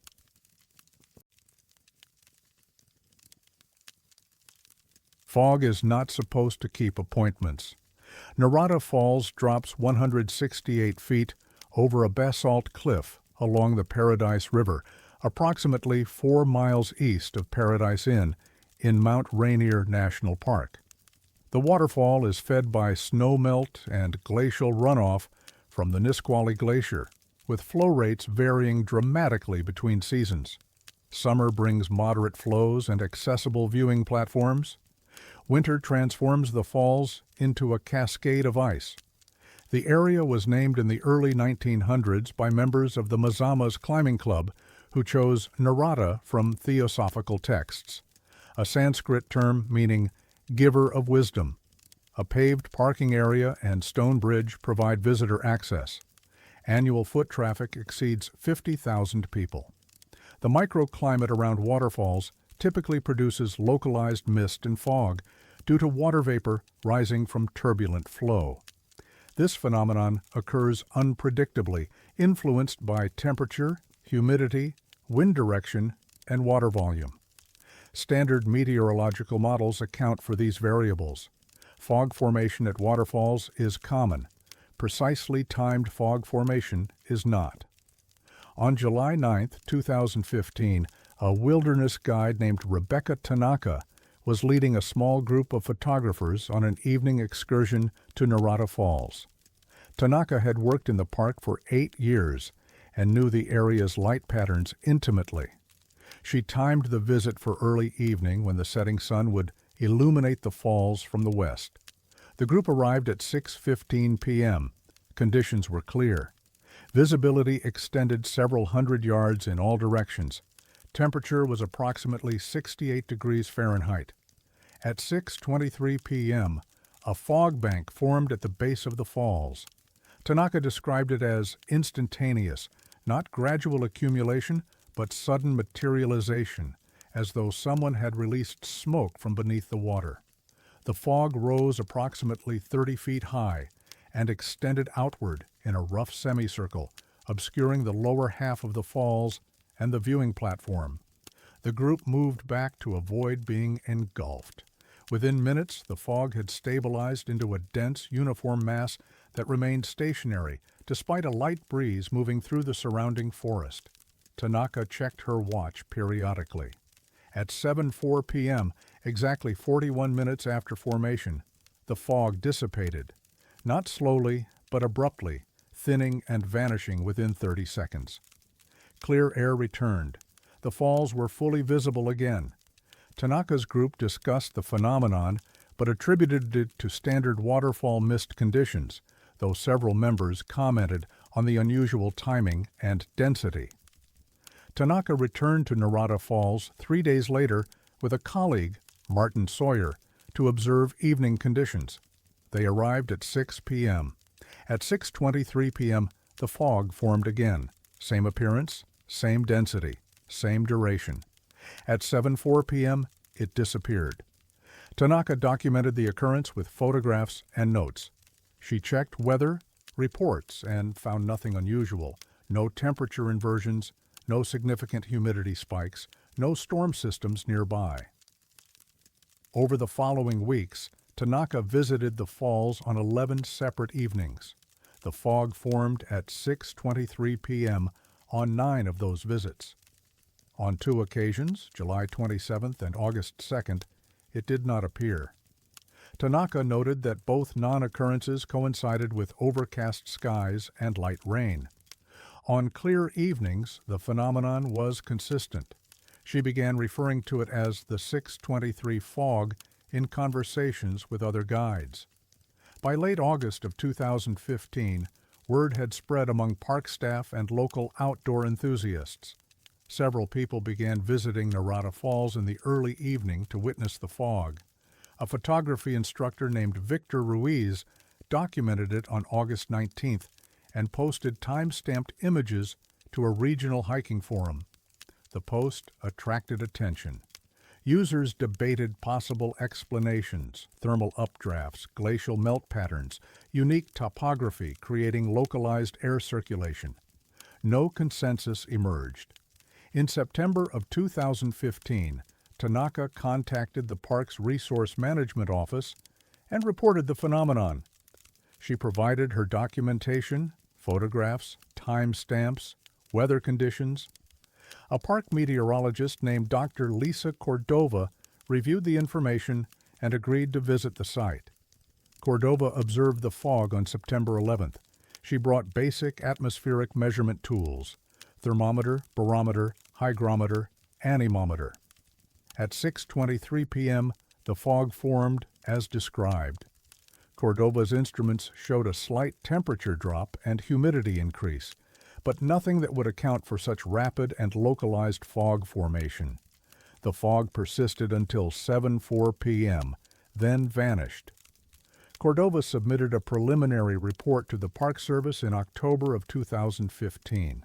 She noted, "Observed phenomenon appears to be localized fog formation with unusually precise timing.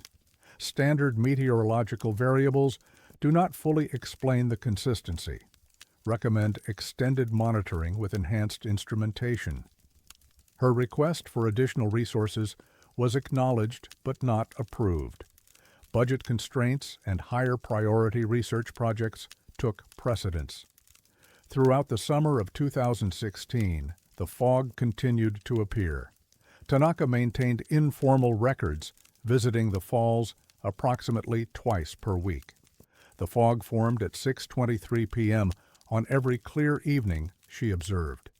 Duration remained 41 minutes. She noted minor variations in density and extent, but described the core behavior as mechanically consistent. In July of 2016, an atmospheric physicist from the University of Washington named Dr. Gerald Nkrumah learned about the phenomenon through a colleague and visited Narada Falls independently.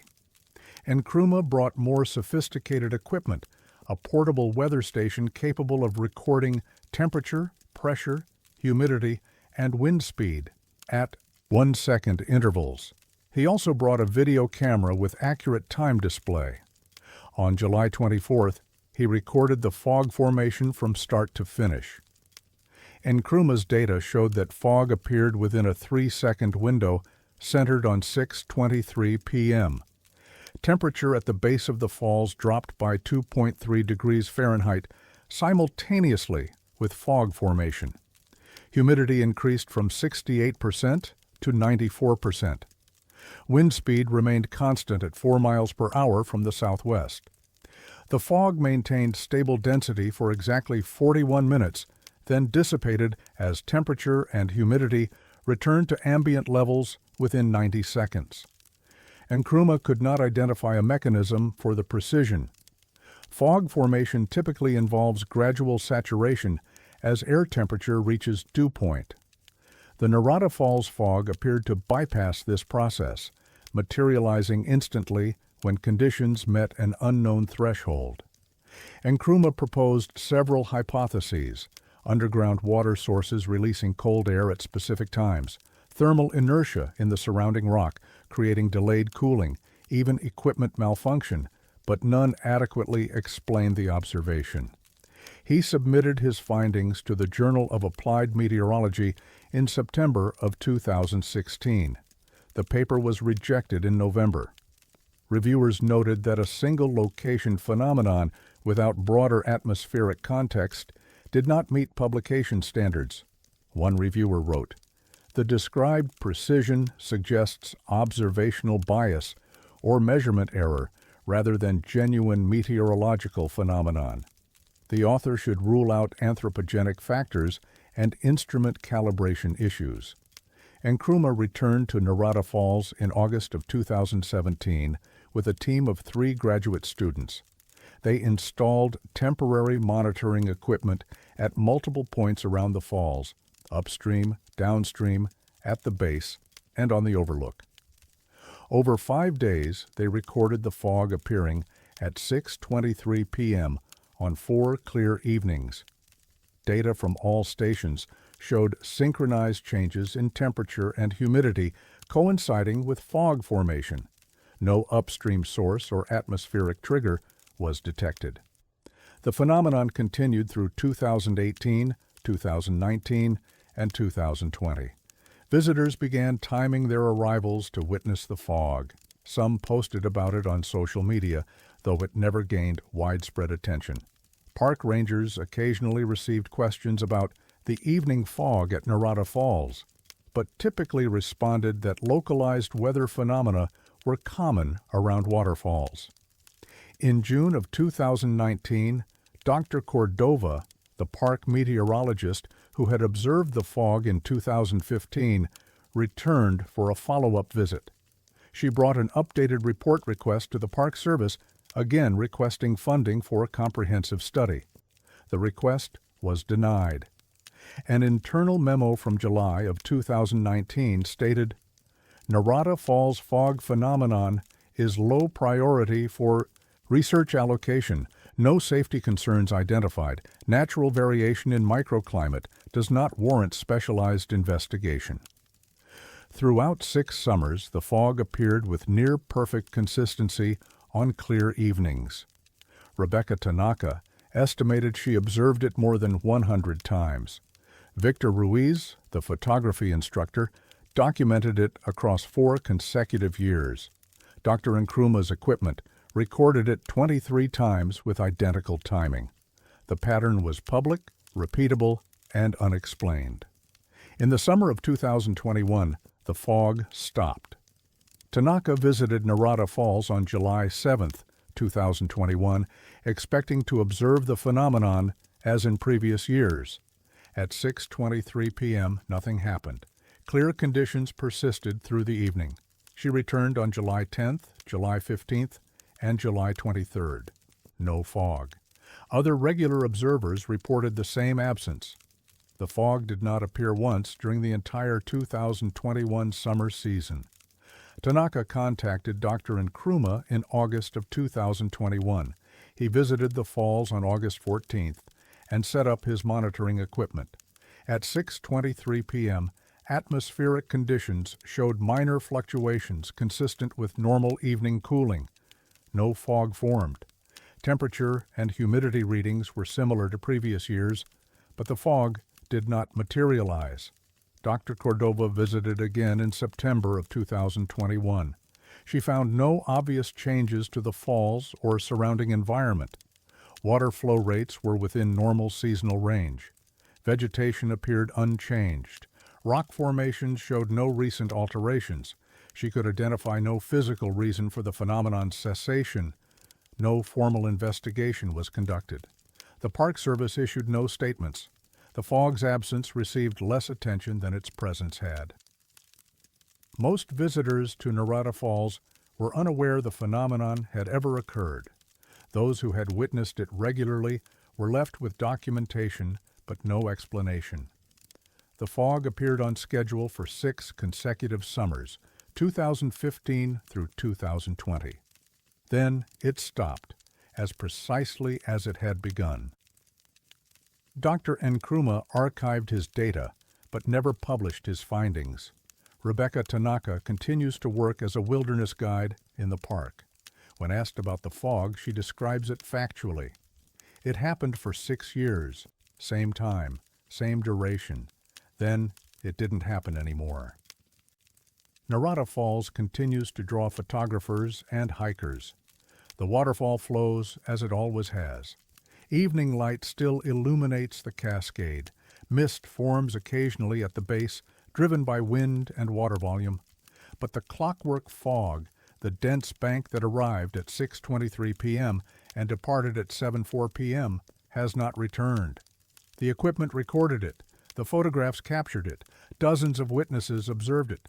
For 6 summers, the fog kept its appointment. Then the pattern ended. No mechanism was identified. No explanation was offered. The key: falls remain, indifferent to the mystery they hosted, and every evening at 6:23 p.m., the air stays clear. The fog does not arrive. Time passes without interruption, unmarked by the phenomenon that once measured it so precisely.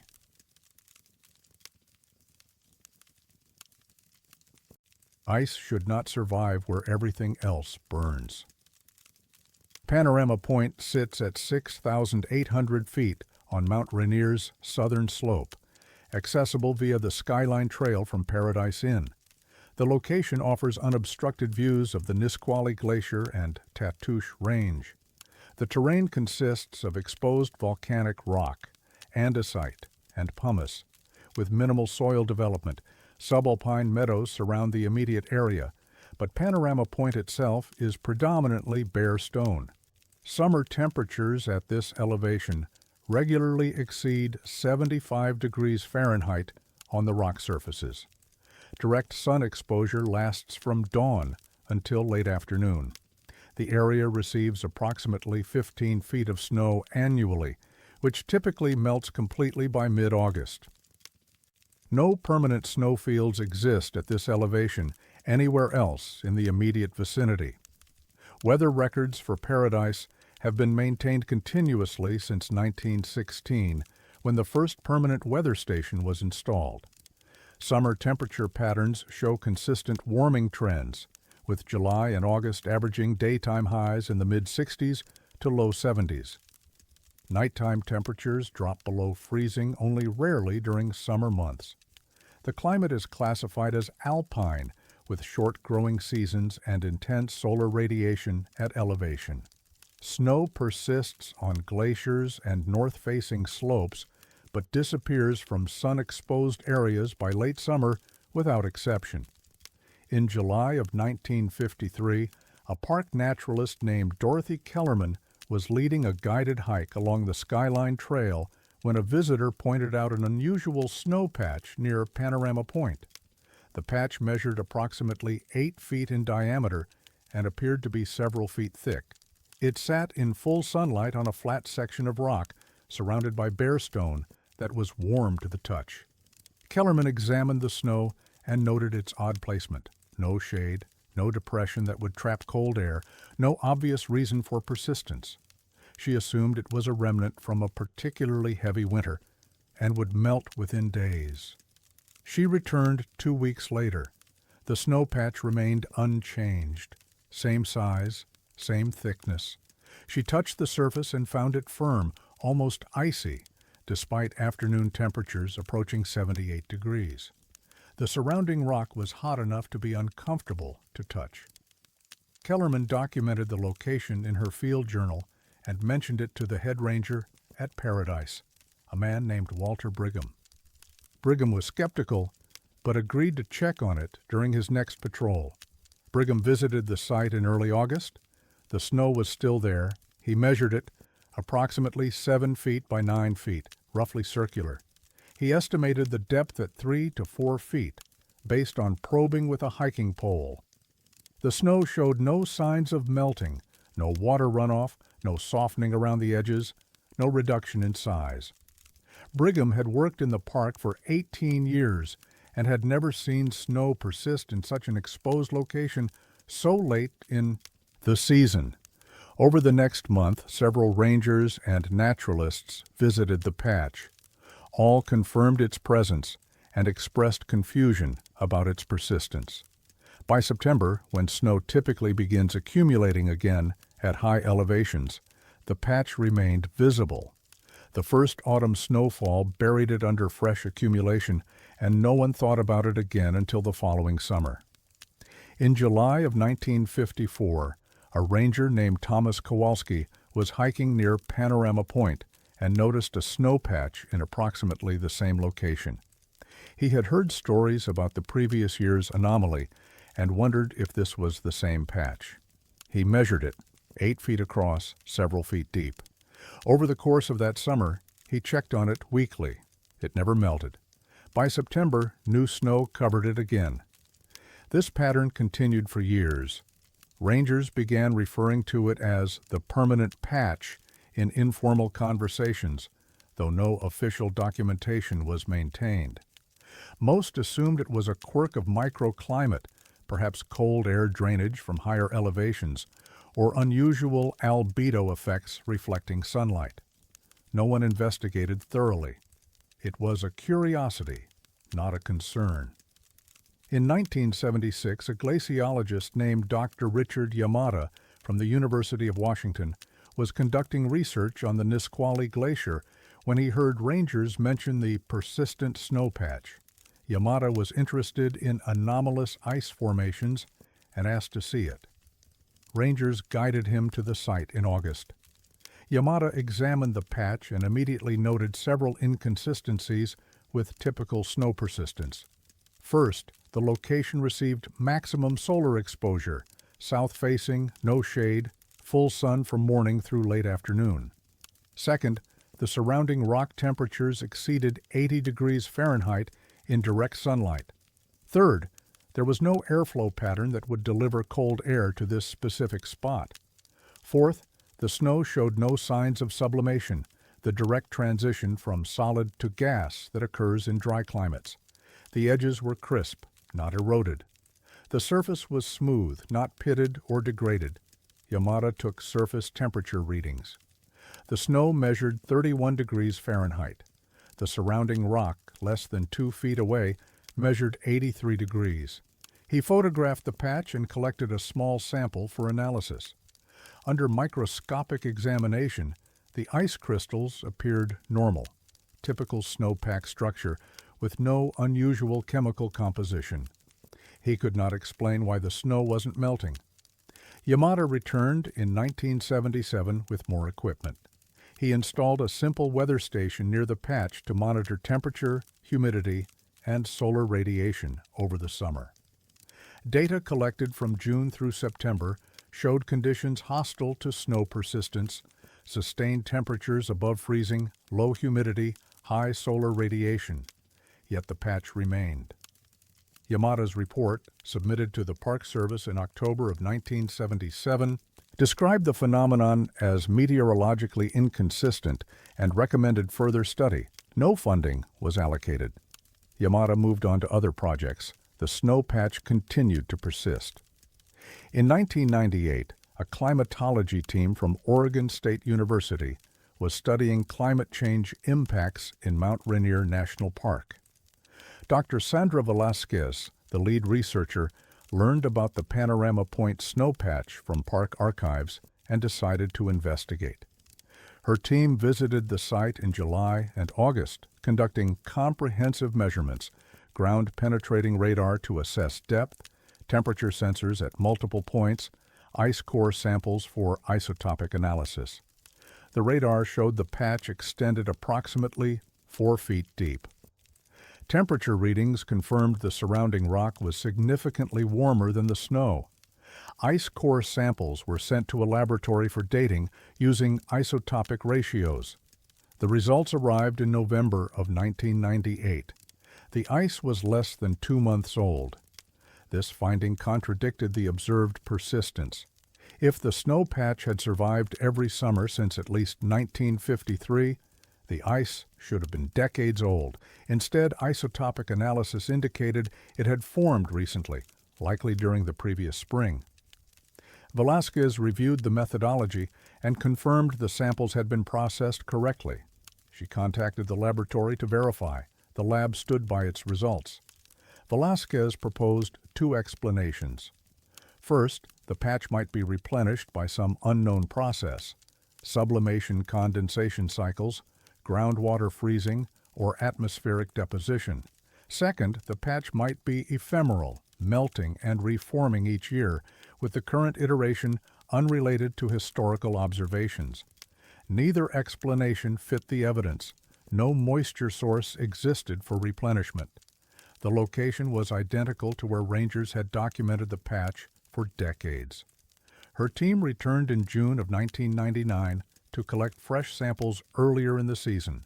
They documented the patch's dimensions, slightly larger than previous years, approximately 10 feet across. Core samples were again analyzed. Results indicated the ice was 6 to 8 weeks old, consistent with formation during late spring snowfall. The team installed motion-activated cameras to monitor the site continuously through the summer. Camera footage showed nothing unusual. The snow patch remained static, no visible melting, no unusual weather, no human interference. Temperature data logged every hour confirmed ambient conditions well above freezing. Solar radiation levels were among the highest in the park. Yet the snow persisted unchanged from June through September.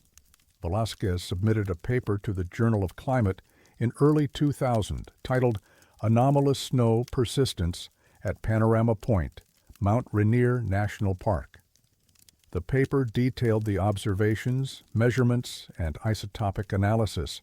It concluded, the mechanism sustaining this snow patch remains unidentified.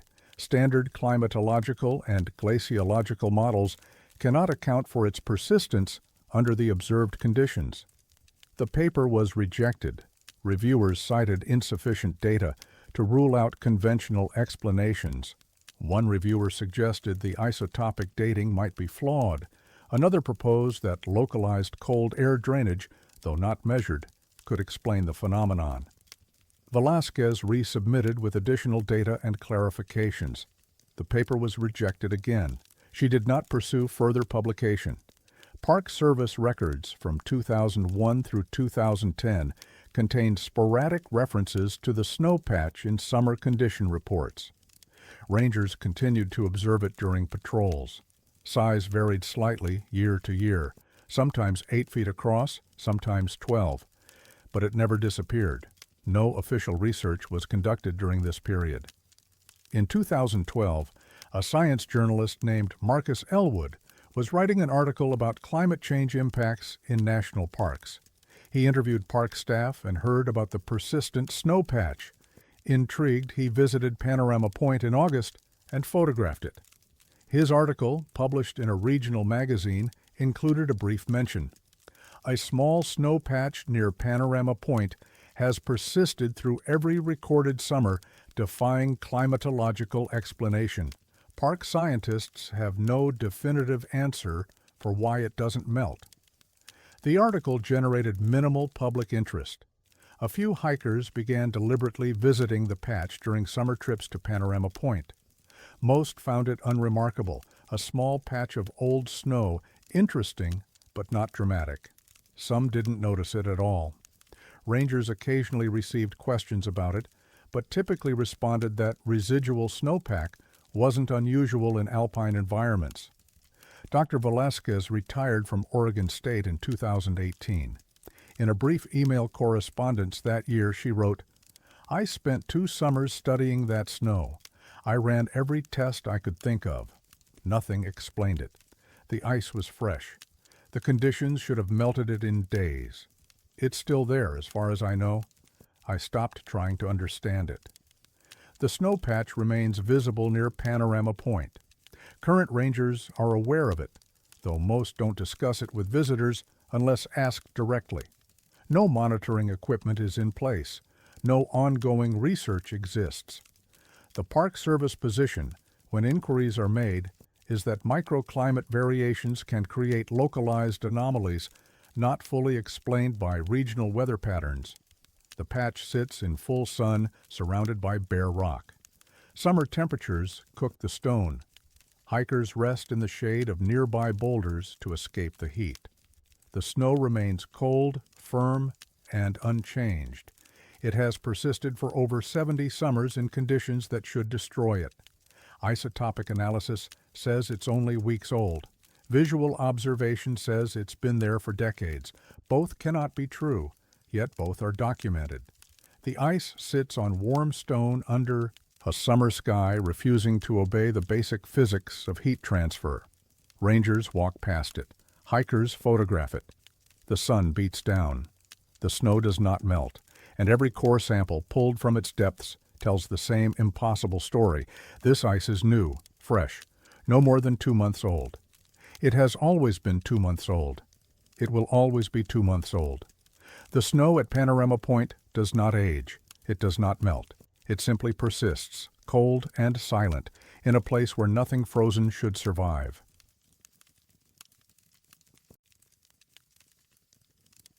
Time is not supposed to reverse direction.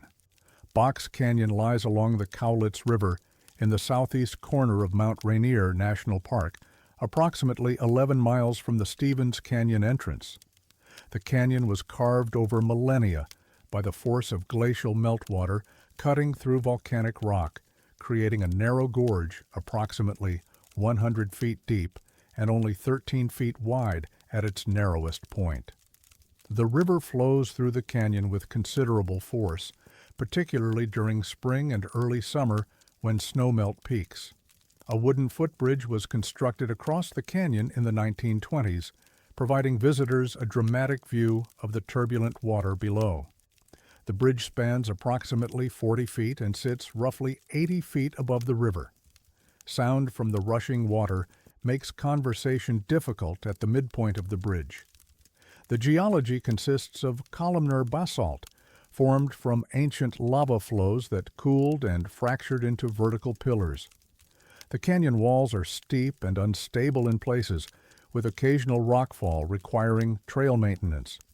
The area experiences significant seismic activity due to its proximity to the Cascade Volcanic Arc, though most tremors are minor and rarely felt by visitors. Magnetic surveys conducted in the 1970s detected no unusual subsurface features. The bridge itself is inspected annually and has been rebuilt twice, once in 1957 and again in 1994, to maintain structural integrity. On August 14, 1983, the Holloway family from Tacoma visited Box Canyon during a day trip through the park. The family consisted of parents Daniel and Patricia Holloway, their 12-year-old daughter Rachel, and 10-year-old son Michael. Daniel carried a video camera, a relatively new JVC VHS camcorder purchased earlier that summer. He had been documenting their vacation and filmed extensively throughout the day, including footage at Reflection Lakes and the Grove of the Patriarchs. At approximately 3:30 p.m., the family arrived at Box Canyon. Daniel began filming as they walked the short trail to the footbridge. The footage shows standard tourist documentation, Patricia pointing out features of the canyon, the children leaning over the railing to watch the river below. At 3:37 p.m., according to the camera's timecode display, Daniel and Patricia noticed something unusual about their wristwatches. Both were wearing analog watches. Daniel, a Seiko automatic, Patricia, a Timex quartz. While standing at the center of the footbridge, they observed that the second hands on both watches were moving counterclockwise, not stopped, not malfunctioning, actively moving backward at what appeared to be normal speed. Daniel called the children over and showed them. Rachel's digital watch displayed numbers counting down rather than up. Michael wasn't wearing a watch. Patricia suggested they step off the bridge to see if the effect persisted. They moved approximately 20 feet back toward the parking area. All watches returned to normal operation, running forward as expected. They returned to the bridge. Within seconds of reaching the center span, the watches began running backward again. Daniel captured this on video, filming close-ups of each watch face as they demonstrated the reversal. The video shows Patricia's watch clearly. The second hand sweeps smoothly, counterclockwise. The minute hand moves incrementally backward. Daniel's voice on the audio track says, "Look at this. Are you seeing this? Patricia responds, I don't understand. How is this happening? Rachel's digital watch appears in frame, its display showing time decreasing. 3:38 p.m. becomes 3:37 p.m., then 3:36. The time code in the corner of the video frame shows 3:39 p.m. and continues counting forward normally. The family spent approximately 6 minutes experimenting with the phenomenon. They walked on and off the bridge multiple times. The effect was consistent. Watches ran backward on the bridge, forward when off the bridge. The transition was immediate, no gradual slowing or acceleration, just instant reversal.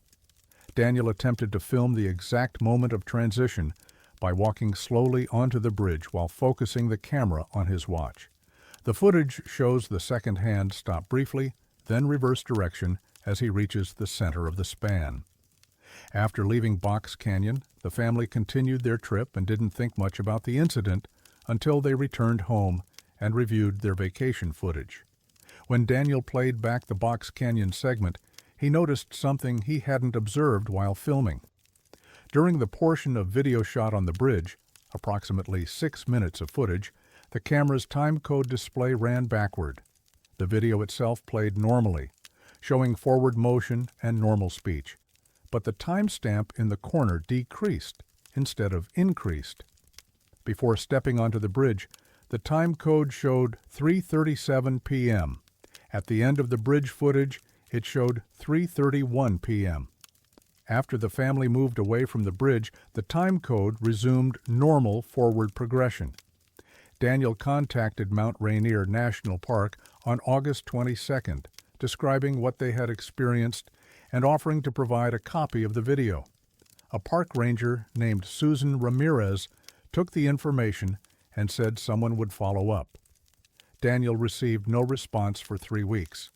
On September 12th, he was contacted by a park official who identified himself as a resource management specialist named George Delgado. Delgado requested a copy of the video. Daniel provided a VHS duplicate. Delgado visited the Holloway home on September 19th to discuss the footage. He watched the relevant section multiple times, paying particular attention to the timecode behavior. According to Patricia Holloway, Delgado seemed unsurprised but offered no explanation. He asked if the family had experienced any other unusual phenomena during their visit: headaches, nausea, disorientation. They had not. Delgado thanked them and took the video copy with him, saying the Park Service would investigate. In October of 1983, Ranger Ramirez returned to Box Canyon with basic equipment to test for magnetic or electromagnetic anomalies. She brought a compass, a handheld radio, and her own wristwatch. At the center of the footbridge, her watch continued to function normally, running forward.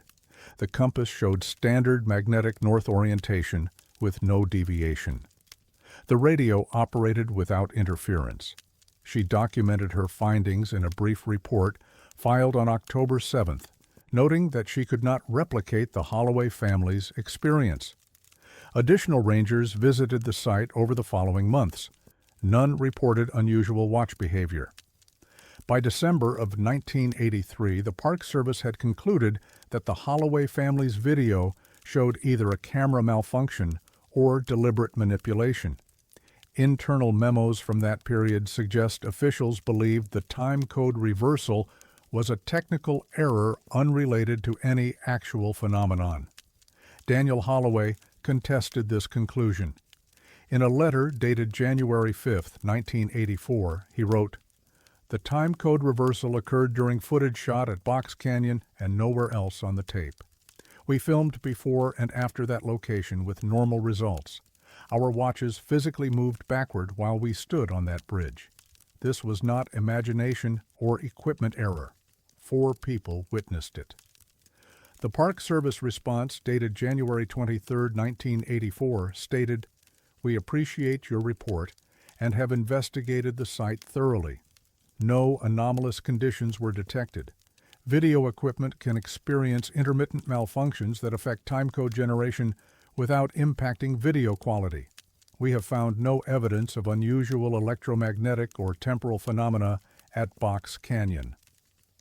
In March of 1984, Daniel sent copies of his video to 3 universities, University of Washington, Oregon State, and MIT, requesting analysis from physics or engineering departments. Only one responded.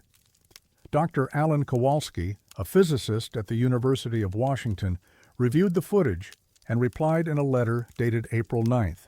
He wrote, "The time code reversal you've documented is unusual, but not necessarily indicative of temporal anomaly.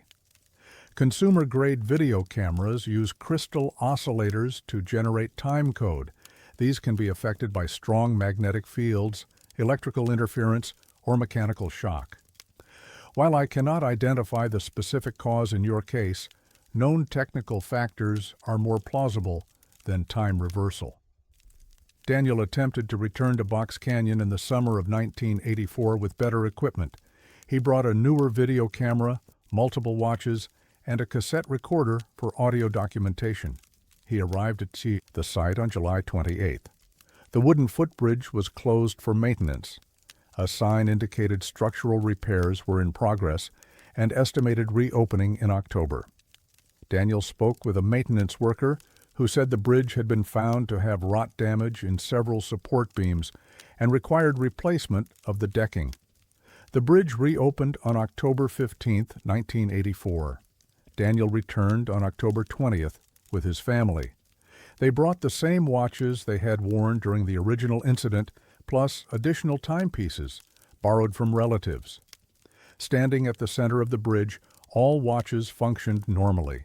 No reversal, no anomalies. They tested multiple positions along the bridge span. Everything ran forward. Daniel filmed the entire visit. The video showed normal timecode progression throughout. The Holloway family made 2 more attempts in 1985, once in June and once in September. Both visits showed normal watch operation. Daniel contacted the Park Service in October of 1985, asking if any structural changes to the bridge might have affected the phenomenon. He received a response from Ranger Ramirez stating that the bridge reconstruction had used the same design and materials as the previous structure, and that no unusual findings had been reported during the work. In 1987, Daniel submitted his story to a paranormal research magazine called Unexplained Phenomena Quarterly. The article was published in the spring issue with still frames from his video. The piece generated modest interest. Several readers wrote letters claiming similar experiences at other locations, though none provided documentation. A physicist named Dr. Barbara Templeton wrote a response published in the summer issue, suggesting that the time code reversal could be explained by frame rate inconsistencies in early consumer VHS technology. She did not address the family's observation of physical watches running backward. Over the following decades, occasional visitors to Box Canyon reported unusual experiences: watches stopping, time seeming to pass strangely, feelings of disorientation. But none documented the specific backward-running phenomenon the Holloway family had captured. Park rangers familiar with the story generally dismissed it as legend or misunderstanding. The video exists. Daniel Holloway maintains a copy. He has digitized it and shared segments online where it has circulated in forums discussing unexplained phenomena. Technical analysts who have examined the digitized footage note that the timecode reversal is genuine, not added in post-production or created through editing. The timecode track on VHS tapes is generated during recording and cannot be easily manipulated without leaving detectable artifacts. Whatever caused the reversal occurred during the original filming in 1983. Box Canyon remains a popular stop for park visitors. The current footbridge was rebuilt again in 2009 using steel and composite materials. Information panels describe the canyon's geological formation and the power of erosive water flow. No mention is made of temporal anomalies or unusual watch behavior. Rangers stationed in the area are occasionally asked about the 1983 incident. Most have not heard of it. Those who have typically suggest it was a camera malfunction. Daniel Holloway is now 73 years old.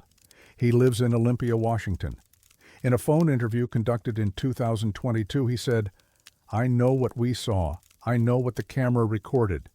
For 6 minutes on that bridge, time ran backward.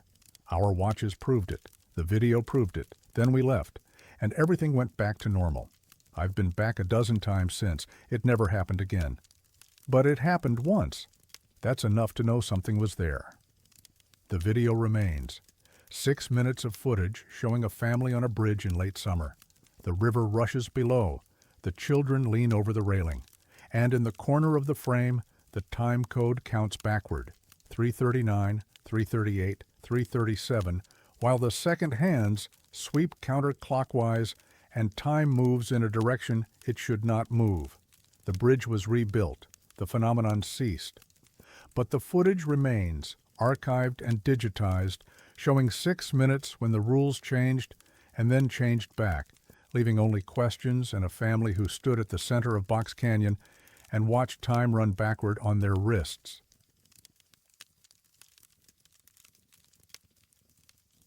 Sound dies where it should echo loudest. Disappointment Cleaver is one of two primary routes to the summit of Mount Rainier, ascending the mountain's southeast face from Camp Muir at 10,000 feet to the crater rim at 14,410 feet. The route was named in the early 1900s when climbers discovered that what appeared from below to be a viable path was actually a steep, knife-edge ridge requiring technical skill and constant vigilance. The Cleaver itself is a rocky spine separating the Ingraham and Emmons glaciers, composed of volcanic rock and loose scree. Climbers typically traverse this section between midnight and dawn to take advantage of frozen snow conditions that reduce rockfall hazard. The route sees approximately 8,000 summit attempts annually, making it the most traveled path on the mountain. Above 12,000 feet, the Cleaver opens onto a steep snow face, approximately 400 yards wide and 600 yards long. The slope angle averages 45 degrees. Crevasses are common but generally well marked by climbing teams. Weather conditions change rapidly. Clear skies can become whiteout conditions within minutes. Wind speeds regularly exceed 40 miles per hour. The thin air makes communication difficult even under ideal circumstances. Most climbers rope together for safety and maintain close proximity to hear verbal commands. Sound typically carries well across open snow slopes, where there are no obstacles to absorb acoustic energy. In June of 1994, a guide named Marcus Jablonski was leading a 3-person client team up Disappointment Cleaver during a standard summit attempt. The group departed Camp Muir at midnight on June 18th. Conditions were favorable, clear skies, minimal wind, temperature around 15 degrees Fahrenheit. Jablonski had climbed this route more than 60 times and knew every feature. At approximately 1:45 a.m., the team reached the steep snow face above the rocky Cleaver section. They were roped together at 30-foot intervals. Jablonski noticed something unusual almost immediately. When he called back to his clients to check their status, his voice sounded muffled, as though he were speaking through a barrier. One client responded, but the voice seemed distant, despite being only 30 feet away. Jablonski stopped the team and asked everyone to test communication by speaking in sequence. All 3 clients reported the same experience. Voices sounded faint and absorbed, lacking the clarity they'd had just minutes earlier on the lower Cleaver. Jablonski assumed atmospheric conditions were affecting sound transmission. Temperature inversions can create unusual acoustic effects in mountain environments. He continued climbing but remained alert for other signs of changing weather. At approximately 2:15 a.m., while traversing a steeper section, one of his clients struck an ice axe against the slope to test snow. Conditions: a standard technique producing a sharp, distinctive sound. Jablonski, 20 feet above, heard nothing. He looked back and saw the client strike the ice several more times. No sound reached him. The team stopped again. Jablonski descended to check on his clients. Standing face to face, normal conversation was possible, though voices still seemed dampened. When they tested shouting across distances of 20 to 30 feet, sound barely carried. One client, an audio engineer named David Vickers, later described it as like being in an anechoic chamber, a space designed to absorb all sound reflection. But we were on an open mountain face with nothing to absorb the sound. Jablonski made the decision to continue. The team was on schedule, conditions were otherwise good, and he saw no immediate safety concern. They climbed through the zone of dampened sound for approximately 45 minutes. At around 3 a.m., as they approached 13,000 feet, sound clarity returned abruptly. Voices carried normally. Ice axes produced expected sounds. Jablonski marked the location mentally and continued to the summit. After descending, Jablonski discussed the experience with other guides at Camp Muir. Two guides, Sarah Beckham and Thomas O'Reilly, said they had experienced similar acoustic anomalies on Disappointment Cleaver, but had attributed them to wind patterns or equipment interference. Neither had thought much about it. Jablonski documented the incident in his guide log, noting the approximate location and time. He described the phenomenon as unexplained sound dampening and recommended monitoring for similar occurrences. Over the next 3 climbing seasons, several guides reported similar experiences on the same section of the route. The affected area appeared consistent, roughly between 12,200 and 12,800 feet, spanning the width of the snow face. Not every climbing party experienced the effect. Some teams passed through with normal acoustic conditions. Others encountered the sound dampening. No pattern emerged correlating weather, time of day, or group size. In May of 1997, a client named Patricia Kowalski was climbing with a commercial guide service when her team entered the quiet zone. Kowalski, a physician from Portland, had brought a small digital voice recorder to document the climb. She had been recording ambient sound and commentary throughout the ascent. When her team reached the affected area, the recorder captured only muffled voices and faint wind noise, despite moderate wind and active conversation. After the team exited the zone, recording quality returned to normal. Kowalski reviewed the audio file after returning home and sent a copy to the guide service with a note asking if there was a technical explanation. The company response, dated June 3, 1997, stated, "Acoustic anomalies can occur in alpine environments due to atmospheric layering and temperature gradients. Your recording likely captured a natural phenomenon related to local weather conditions." Kowalski wasn't satisfied with this explanation. She contacted the University of Washington Physics Department and spoke with Dr. Leonard Hammond, who specialized in atmospheric acoustics. Hammond reviewed the audio file and confirmed the sound dampening was unusual, but said he couldn't draw conclusions from a single recording. He noted that the affected section, based on Kowalski's description, had no obvious features that would absorb sound. Open snow slopes should reflect acoustic energy efficiently.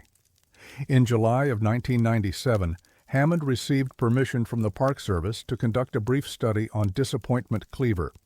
He brought portable sound measurement equipment and climbed with a guide team to the reported location. Over 3 nights of climbing, Hammond measured sound propagation at multiple elevations. He used calibrated speakers to generate test tones and measured amplitude at various distances. Most measurements showed expected sound decay rates. On the 3rd night, between 12,300 and 12,700 feet, sound amplitude dropped significantly below predicted values. Hammond's equipment showed the sound was being absorbed rather than reflected, but he could identify no physical mechanism for this absorption. Hammond's preliminary findings, documented in an internal report dated August 1997, noted, "Observed sound dampening exceeds what atmospheric conditions alone would produce. The effect appears localized and intermittent. Further investigation with more comprehensive instrumentation is recommended. He submitted a proposal for extended research to the Park Service. The proposal was not approved. Funding priorities focused on safety infrastructure and visitor services. By 2000, the quiet zone had become part of informal guide lore. Experienced climbers mentioned it in casual conversation, but rarely discussed it with clients to avoid causing unnecessary concern. A guide named Jennifer Ruiz later described the unspoken understanding. You don't talk about it because it sounds crazy. You're on an open mountain face. There's nothing around you. But your voice gets swallowed, and there's this feeling, like you're not alone, like something's paying attention. The sensation of being watched was reported by multiple climbers. In June of 2002, a solo climber named Robert Tanaka documented his experience in a blog post. He described entering the zone around 2 a.m. and immediately feeling observed. I stopped and looked around. 360-degree visibility. No one above me, no one below me, empty glacier to the left, empty glacier to the right. But I felt eyes on me. It was so strong I actually unroped and prepared to defend myself. From what? I don't know. There was nothing there. Tanaka also noted the acoustic effect. I shouted just to hear my own voice. The sound died within feet. I've climbed in terrible conditions, whiteouts, high winds, and sound carries better than it did that night. This was different. It wasn't weather. It was like the mountain was absorbing everything. Several climbers reported experiencing vertigo or disorientation in the zone, though this could be attributed to altitude, fatigue, or darkness. One climber described briefly losing awareness of direction, despite clear visibility and obvious upward terrain. Another reported feeling as though time had slowed, though GPS timestamps showed normal progression. The Park Service maintains no official documentation of acoustic anomalies on Disappointment Cleaver. When asked about reports of sound dampening, rangers typically refer to atmospheric conditions and the psychological effects of high-altitude climbing. Internal incident reports from the late 1990s and early 2000s contain no references to the phenomenon. Guide services do not include warnings about sound behavior in their route briefings. Dr. Hammond attempted twice more to secure funding for acoustic research on Mount Rainier, once in 2001 and again in 2005. Both proposals were declined. In a phone interview conducted in 2015, Hammond stated, "I know what I measured. Sound was being absorbed where it shouldn't be absorbed. I can't explain it with standard physics. There's something about that specific location that affects acoustic propagation in ways we don't understand." Marcus Jablonski, the guide who first documented the phenomenon in 1994, continued climbing Disappointment Cleaver regularly until his retirement in 2012. He encountered the quiet zone on approximately 30% of his climbs, not every time, but frequently enough to consider it a known feature of the route. In his final season, he mentioned it in a guide training session. Younger guides listened politely but showed little interest. The phenomenon had become background knowledge, acknowledged but not investigated, experienced but not explained. The zone remains unmarked on any map. No official studies have been conducted beyond Hammond's limited measurements in 1997. Climbers continue to pass through the area during summit attempts, most unaware of its reputation. Those who experience the sound dampening typically assume it's weather-related or altitude-induced confusion. Few report it. Even fewer ask questions. But the guides know. They know there's a section of Disappointment Cleaver where voices don't carry, where ice axes strike without sound, where the mountain seems to listen. They climb through it in darkness, roped together, moving upward toward the summit. And for 45 minutes or an hour, they climb in silence. Not the peaceful silence of wilderness, but the wrong silence, the silence that presses inward, that swallows, sound, that makes experienced climbers check over their shoulders, even though there's nowhere anything could hide. The snow face is empty.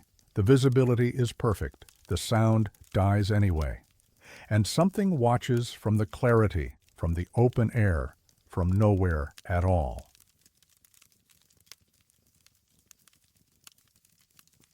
Some instruments refuse to measure what they're meant to measure. The Longmire Historic District sits at 2,700 feet elevation in the southwest corner of Mount Rainier National Park, serving as the park's oldest developed area. James Longmire discovered the site's mineral springs in 1883 and established a resort that operated until the National Park Service acquired the property in 1916. The original Longmire homestead became the park's first headquarters. Several structures from the early 1900s remain standing, including the museum building constructed in 1916 as the park's administration facility. The building is a two-story wood frame structure with board and batten siding, heated by a combination of radiators and a stone fireplace. It houses exhibits on park history, geology, and natural history. The museum contains various historical instruments and artifacts from the park's early years. Display cases hold surveying equipment, climbing gear from early summit attempts, Native American artifacts, and weather monitoring devices used by rangers in the 1920s and 30s. Among these is a mercury thermometer mounted in a wooden frame, originally installed in 1928 as part of the building's weather station equipment. The thermometer is a standard scientific instrument manufactured by Taylor Instrument Company with a range of -40 to 120 degrees Fahrenheit and resolution to 1/10 of a degree. In March of 1931, Park Ranger Wallace Pritchard noticed the thermometer reading 57.3 degrees despite the building's interior feeling noticeably warmer. Pritchard assumed the thermometer had malfunctioned and made a note to replace it. Before he could do so, he was transferred to Olympic National Park. The thermometer remained in place. Over subsequent months, various staff members noticed it maintained the same reading regardless of season or heating conditions. By 1933, it had become a minor curiosity among park employees, the thermometer that never changed. Maintenance records from 1934 include a work order to replace the defective thermometer in the museum. A replacement was installed in April of that year. Within 2 weeks, staff noticed the new thermometer also read 57.3 degrees. Temperature measurements taken with other instruments showed the building's actual temperature ranged from 52 to 78 degrees, depending on time of year and heating system operation. The mounted thermometer remained fixed at 57.3. In July of 1936, a park naturalist named Dorothy Kelso documented the phenomenon in her personal journal. She wrote, "The museum thermometer persists in its curious behavior. I have checked it against a handheld thermometer on multiple occasions. The handheld device shows temperatures varying from 60 to 75 degrees. The wall-mounted instrument does not deviate from its reading. I have tapped it, breathed on it, held a candle near it, no response.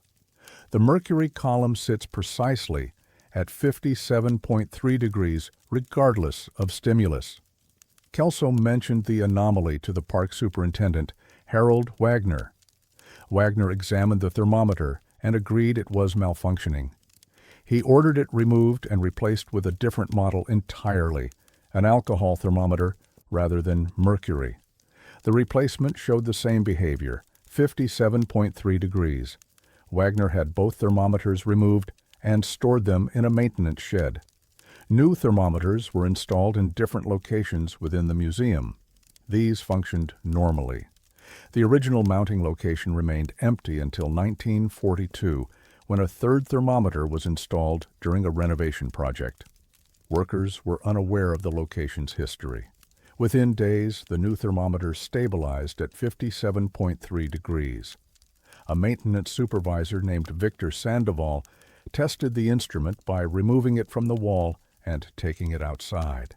In the open air, with an actual temperature of 48 degrees, the thermometer read correctly. Sandoval brought it back inside, reattached it to the original mounting bracket, and watched as the mercury column rose steadily to 57.3 degrees and stopped.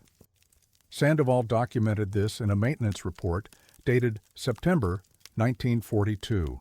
He noted, "Thermometer functions correctly when removed from specific wall location, returns to fixed 57.3 degree reading when mounted in original position. Possible localized heat source behind wall, though no heat is detectable by hand. Recommend investigation." No investigation was conducted. The thermometer remained mounted and continued displaying 57.3 degrees through the 1940s, 50s, and 60s. New staff members occasionally noticed and questioned it. Long-term employees typically responded that it was just broken and had been that way for years. The thermometer became part of the museum's character, a quirk that no one seriously attempted to explain. In 1979, a physicist visiting the park heard about the thermometer from a ranger and requested permission to examine it. Dr. Helen Ruiz from Seattle University was conducting research on thermal anomalies in geothermal areas and thought the Longmire thermometer might relate to underground hot spring activity. Park officials granted her access. Ruiz tested the thermometer extensively over 3 days in August. She used infrared thermography to measure wall surface temperatures near the mounting location. No hotspots were detected. She measured air temperature at various distances from the wall using calibrated electronic sensors. Readings ranged from 64 to 68 degrees. She removed the thermometer from its mount and observed it normalize to ambient temperature within 30 seconds. The mercury column dropped to 66 degrees. She held the thermometer in different positions around the room. It responded normally to temperature changes. Ruiz asked permission to take the thermometer outside the building for controlled testing. Approved, she carried it to the parking area. The thermometer continued functioning normally, responding to outdoor temperature of 71 degrees. She brought it back toward the museum entrance. As she crossed the threshold, stepping from outside to inside, the mercury column began rising. Within 10 seconds of entering the building, it reached 57.3 degrees. Ruiz walked back outside. The thermometer normalized. She stepped inside again. It returned to 57.3. Ruiz documented this behavior with photographs and detailed notes. She tested whether the effect was specific to the original mounting location by holding the thermometer at various points throughout the museum's ground floor. Everywhere inside the building, the thermometer read 57.3 degrees. In adjacent structures, the ranger station 20 yards away, the employee residence 50 yards away, it functioned normally. Ruiz's report, submitted to the Park Service in October of 1979, concluded, "The thermometer responds to an environmental condition specific to the museum building interior. This condition appears uniform throughout the structure and does not correspond to actual air temperature. The physical mechanism is unknown. Geothermal activity does not explain the phenomenon, as the effect is limited to one building and does not manifest as measurable heat." She recommended installing multiple sensors throughout the building to map temperature distribution and identify any localized thermal sources. She also suggested testing other types of temperature measurement devices, thermocouples, resistance thermometers, infrared sensors, to determine if the effect was specific to mercury or alcohol thermometers. The recommendations were not implemented. Ruiz's report was filed in the park archives. No follow-up studies were authorized. The thermometer was remounted in its original location, where it continues to display 57.3 degrees.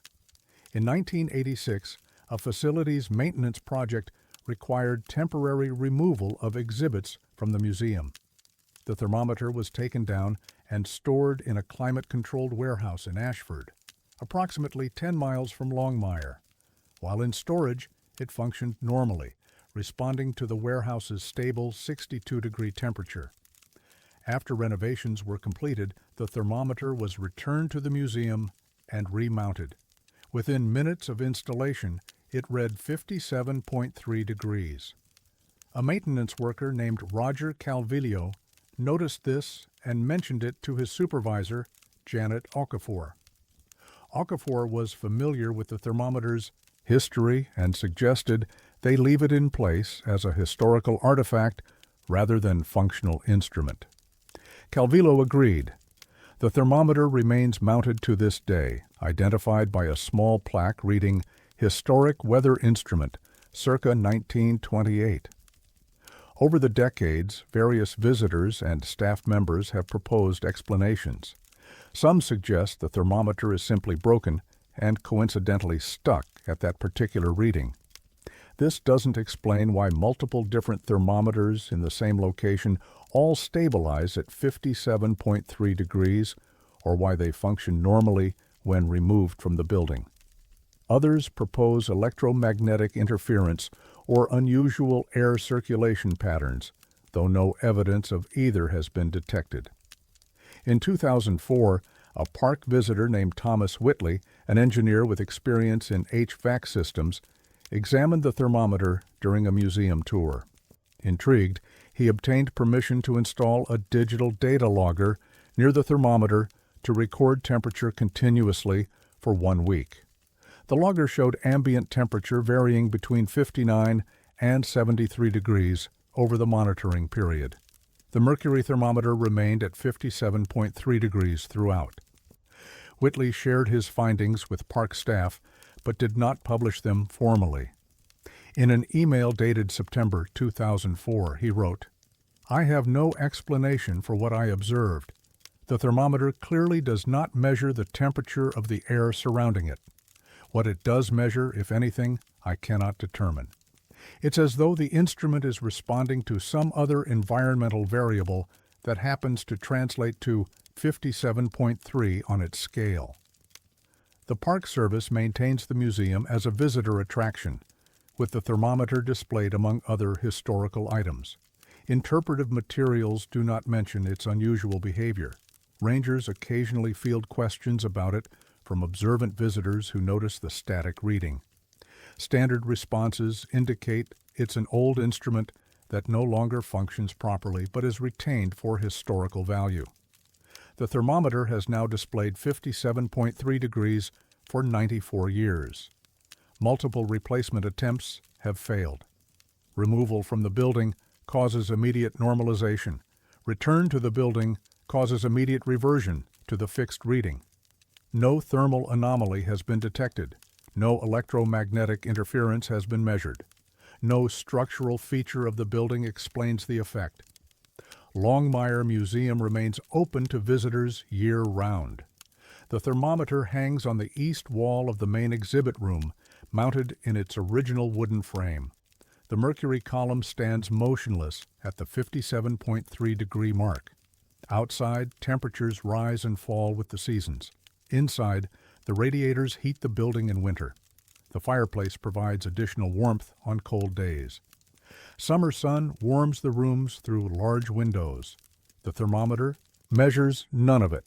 It measures something else, something constant, something that has remained exactly 57.3 degrees since 1931, something that exists only within the boundaries of that specific building, something that other thermometers detect the moment they cross the threshold, something that releases them the moment they leave.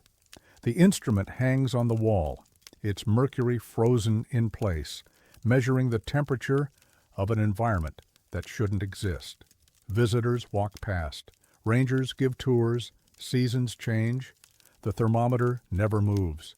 57.3 degrees, always, precisely, impossibly.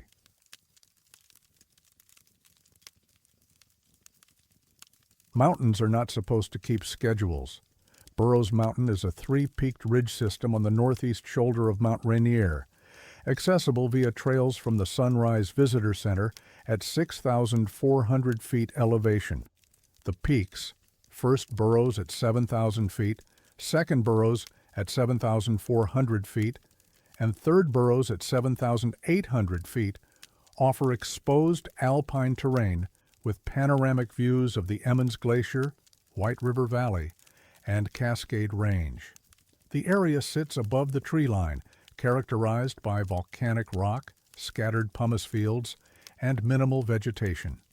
Summer temperatures range from 40 to 70 degrees Fahrenheit. Weather changes rapidly. The ridgeline experiences frequent wind and occasional thunderstorms. The geology consists primarily of andesite and dacite, volcanic rocks deposited during eruptions over the past 500,000 years. Rock slides are common throughout Mount Rainier National Park. Freeze-thaw cycles fracture rock faces. Glacial melt undermines cliff bases. Seismic activity loosens unstable formations. Most rock slides occur during spring when snowmelt and temperature fluctuations are most active, though they can happen any time. The sound of falling rock carries considerable distances in mountain environments. Tumbling stones create distinctive rumbling that echoes through valleys and across ridgelines. Rangers document significant rock slides when they occur near trails or facilities, primarily for hazard assessment and visitor safety. On August 14, 1962, a geology professor named Dr. Martin Kowalski was leading a field study group of 6 graduate students on Second Burrows Mountain. The group had been studying volcanic rock formations since mid-morning. At approximately 2:15 p.m., Kowalski checked his watch to note the time for a photograph he was taking. As he did, he heard what he described as a distant rock slide, a low rumbling followed by the cascading sound of falling rock. The sound lasted approximately 10 seconds and seemed to originate from the direction of the Emmons Glacier, though visibility was good and no rock movement was visible. Kowalski noted the time and the event in his field journal, but thought little of it. Rock slides were unremarkable in alpine environments. The group continued their work and descended by late afternoon. Kowalski mentioned the rock slide in his trip report, filed with the Park Service on August 20th, primarily to document that his group had not caused any terrain disturbance themselves. The following summer, on August 14, 1963, Kowalski returned to the same area with a different group of students. At approximately 2:15 p.m., he heard the same sound, a distant rock slide lasting 8 to 10 seconds, apparently from the same general direction. Kowalski found the timing coincidental, but not extraordinary. He made a note of it in his journal. In August of 1964, Kowalski deliberately planned a field trip to Second Burrows Mountain for August 14th. He brought a portable seismograph, rudimentary by modern standards, but capable of detecting ground vibrations. At 2:15 p.m., the rock slide sound occurred again. Kowalski's seismograph detected no corresponding ground motion. He checked the equipment and confirmed it was functioning. It had recorded footsteps and equipment placement earlier in the day. The sound had occurred without seismic signature. Kowalski documented this observation and contacted the Park Service to report what he considered an interesting acoustic phenomenon. A ranger named Thomas Beckett responded, visiting Kowalski at the University of Washington in Seattle. Beckett reviewed Kowalski's notes and suggested the sound might be caused by thermal expansion, rocks cracking due to afternoon heating. Kowalski countered that thermal expansion typically produces sharp cracks, not the cascading rumble of a rock slide. Beckett had no alternative explanation, but said he would keep the matter on file. Over the next 5 years, Kowalski returned to Burrows Mountain on August 14th whenever possible. The sound occurred in 1965, 1966, 1967, and 1969. He missed 1968 due to a family obligation, but spoke with a colleague who visited the site that day and confirmed hearing the rock slide at the expected time. Kowalski began referring to it as the 2:15 phenomenon in his personal notes. In 1971, Kowalski published a brief article in a regional geology newsletter describing the recurring sound. The article attracted attention from other geologists and outdoor enthusiasts.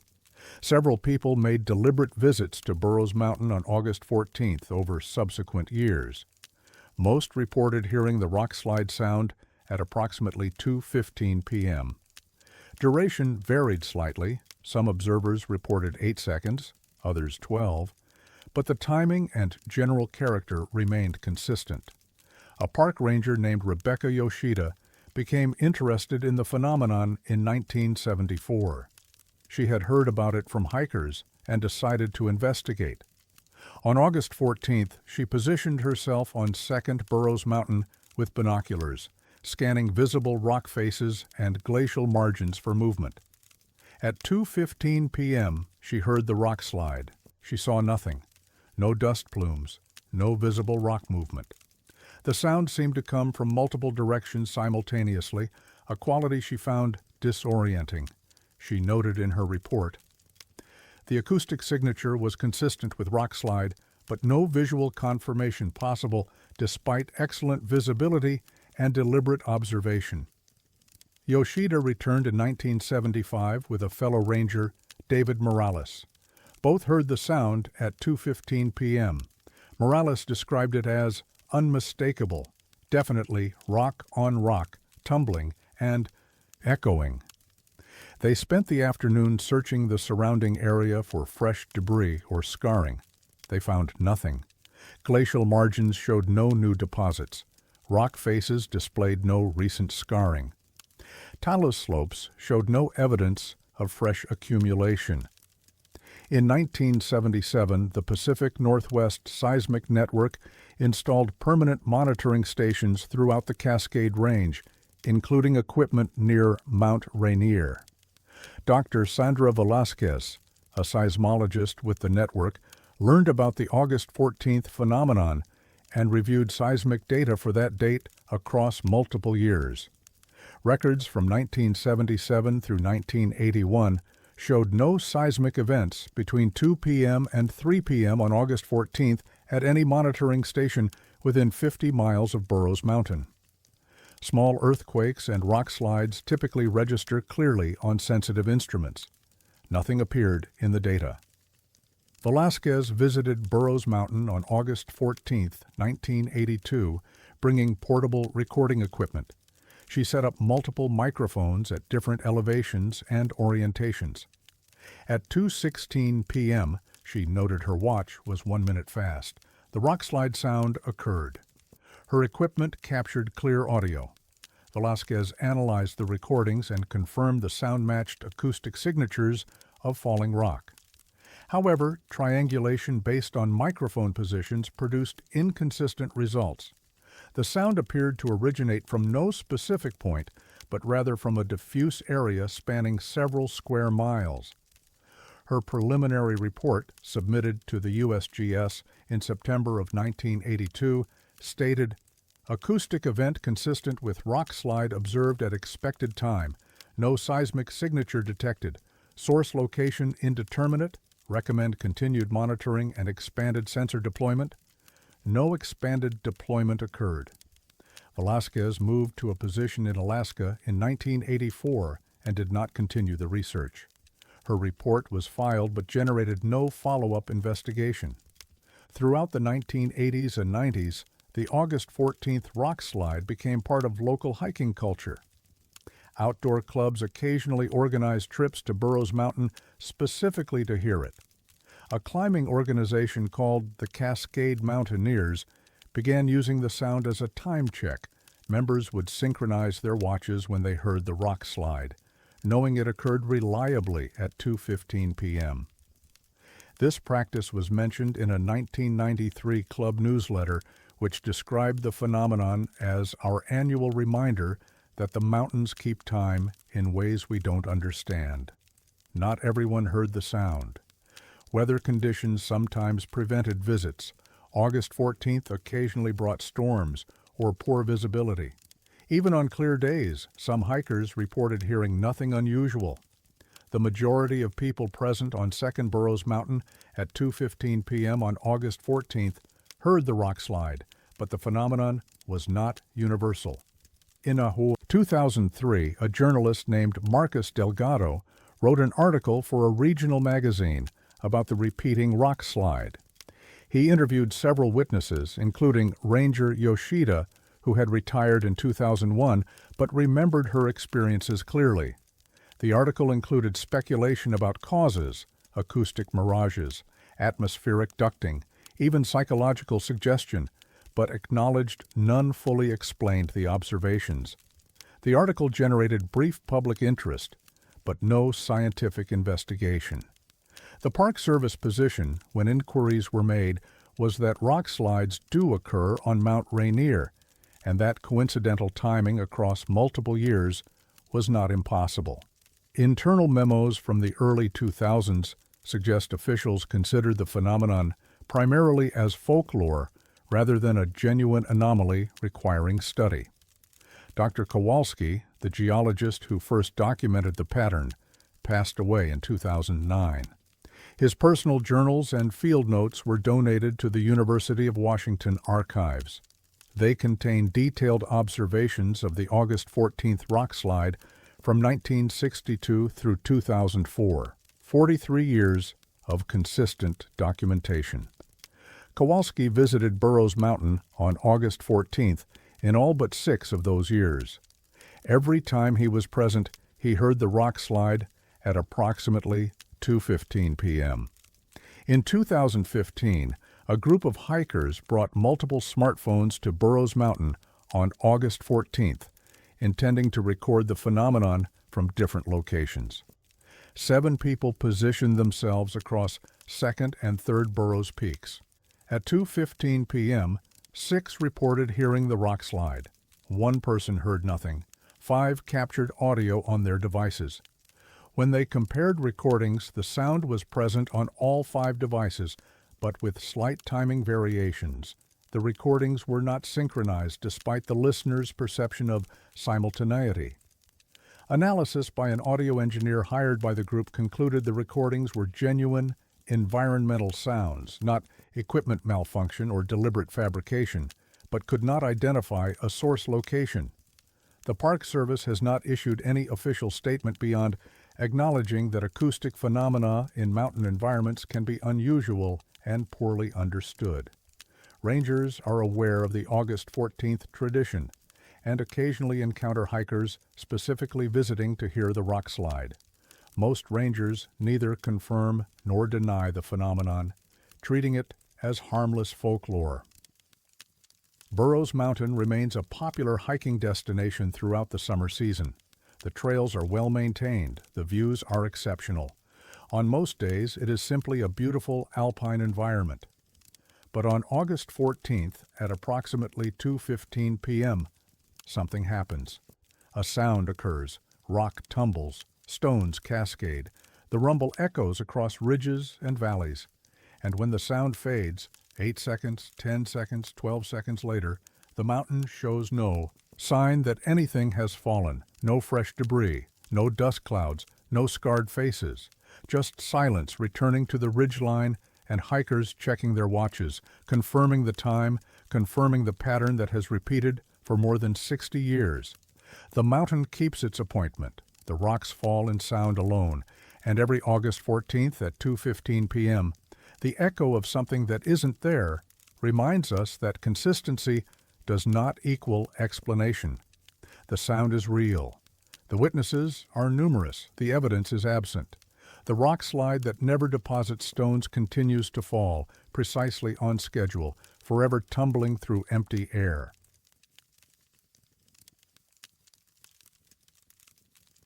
Some markers are meant to be read by no one. Spray Park sits at approximately 6,000 feet on Mount Rainier's northwest flank, accessed via a 7-mile trail from Mowich Lake through subalpine meadows and old-growth forest. The area is named for the mist created by Spray Falls, a 350-foot cascade visible from the meadows during summer months. The park blooms with wildflowers from July through August, lupine, paintbrush, avalanche lilies covering the slopes in waves of purple, red, and white. Above the meadows, the terrain transitions to rocky outcrops and permanent snowfields. Visibility extends for miles on clear days, with views of Mount Rainier's north face and the glaciated peaks of the northern Cascades. The area sees moderate hiking traffic during summer, but becomes inaccessible from October through June due to snow accumulation. Cairns, stacked stone markers, are common throughout mountain environments, used for centuries to mark trails, indicate direction, or commemorate significant locations.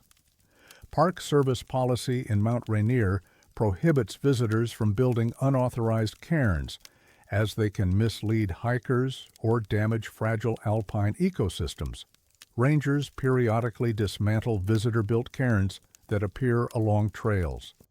Official trail markers use wooden posts or metal signs rather than stone piles. In August of 1974, a ranger named Michael Torrance was conducting a routine patrol through Spray Park when he noticed a cairn approximately 50 yards off the main trail, positioned on a small rocky outcrop overlooking the meadows. The cairn stood roughly 4 feet tall, constructed from local basalt and andesite stones stacked in a stable conical shape. Torrance assumed it had been built by hikers and made a note to dismantle it on his return route. When he passed the location again 3 hours later, the cairn had been rebuilt in a different configuration. The stones now arranged in a more cylindrical pattern with larger rocks at the base. Torrance was confused. He had seen no other hikers in the area. The cairn's reconstruction would have required significant time and effort. He dismantled it again, scattering the stones across the outcrop to make reassembly more difficult. He marked the location on his patrol map and reported it to the ranger station at Moich Lake. 2 days later, Ranger Patricia Vega checked the location during her patrol. The cairn had been rebuilt. Vega photographed it and noted that the stone arrangement appeared deliberate, not a random pile, but a structured pattern with stones of similar sizes grouped together. She dismantled the cairn and returned the following day. It had been rebuilt overnight in yet another configuration. Over the next 2 weeks, rangers dismantled the cairn 7 times. Each time, it reappeared within 24 hours in a new geometric arrangement. Torrance and Vega began taking detailed photographs and measurements. The cairn's height varied, between 3 and 5 feet. The stone patterns changed, but maintained symmetrical structures, hexagonal bases, spiral arrangements, concentric circles. No footprints or other signs of human presence were visible in the soft ground surrounding the outcrop. On August 23, 1974, Ranger Vega spent the night hidden in a grove of subalpine fir approximately 100 yards from the cairn. She had dismantled it at dusk and positioned herself with a view of the outcrop. The night was clear with a nearly full moon providing adequate visibility. Vega remained awake through the night. She saw and heard nothing unusual. At dawn, she checked the cairn location. It had been rebuilt during the night, a 5-foot structure with stones arranged in a tight spiral pattern. Vega had observed the site continuously and seen no one approach. Vega reported this to the chief ranger at Paradise, a man named Douglas Whitmore. Whitmore reviewed the documentation and decided to visit the site himself. On August 27th, he hiked to Spray Park with Vega and Torrance. The cairn stood as photographed. Whitmore examined it closely and noted that the stones showed no signs of fresh disturbance, no scratches from metal tools, no mud or finger marks, no indication of recent handling. The arrangement was precise, with stones fitted together in a way that suggested careful placement. Whitmore instructed the rangers to leave the cairn intact and to monitor it daily without interfering. Over the next week, the cairn's configuration changed 3 times, despite no one being observed near the site. Photographs taken on August 28th showed a hexagonal pattern. August 30th showed a square base with progressively smaller stones stacked above. September 2nd showed an asymmetrical arrangement that Vega described as almost organic, like the stones were growing rather than stacked. On September 5th, Whitmore received a phone call at the Paradise Ranger Station. The call came from someone identifying himself as a representative of the United States Geological Survey. The caller asked specific questions about the Spray Park cairn, its location, the dates it was observed, and whether anyone had removed stones from the site. Whitmore provided basic information and asked why the USGS was interested. The caller said they were conducting a survey of geological markers in the park and would send someone to examine the cairn. The call ended. No one from the USGS visited. On September 10th, Whitmore received a second call, this time from someone identifying as a Department of Interior official. The caller instructed Whitmore to cease monitoring the cairn and to remove it from patrol routes. When Whitmore asked for clarification, the caller said the site was under federal observation and that Park Service personnel should not interfere. Whitmore requested written confirmation of these instructions. The caller said documentation would be provided through appropriate channels. On September 15th, 2 men in civilian clothing arrived at the Paradise Ranger Station and presented federal identification, one from the Department of Interior, one from an agency Whitmore later described as abbreviated in a way I didn't recognize. They asked to review all photographs and documentation related to the Spray Park cairn. Whitmore provided copies. The men asked if any stones had been removed from the site for analysis. Whitmore said no. The men thanked him and left. They provided no written orders.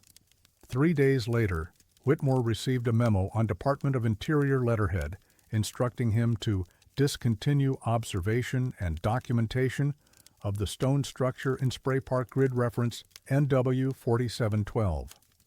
The memo stated that ongoing federal assessment was in progress and that Park Service involvement was no longer required. The memo was signed by an assistant regional director whose name Whitmore did not recognize. Whitmore complied. He instructed rangers to avoid the cairn location and to omit it from patrol reports. In late September, he hiked to the site alone. The cairn was gone, not dismantled, gone. The outcrop where it had stood showed no evidence that stones had ever been stacked there, no depressions in the ground, no lichen disturbed from rock surfaces, no indication that anyone had been to the location recently. Whitmore checked his photographs. The cairn was clearly visible in images taken weeks earlier. He marked the location with a small rock pile of his own and returned a week later. His marker remained undisturbed. The original cairn did not return. In October of 1976, updated trail maps for the Spray Park area were distributed. The outcrop location where the cairn had appeared was omitted from the maps. The trail was redrawn to bypass the area entirely, redirecting hikers through a slightly longer route. No explanation was provided in the map legend or accompanying materials. Whitmore retired from the Park Service in 1983.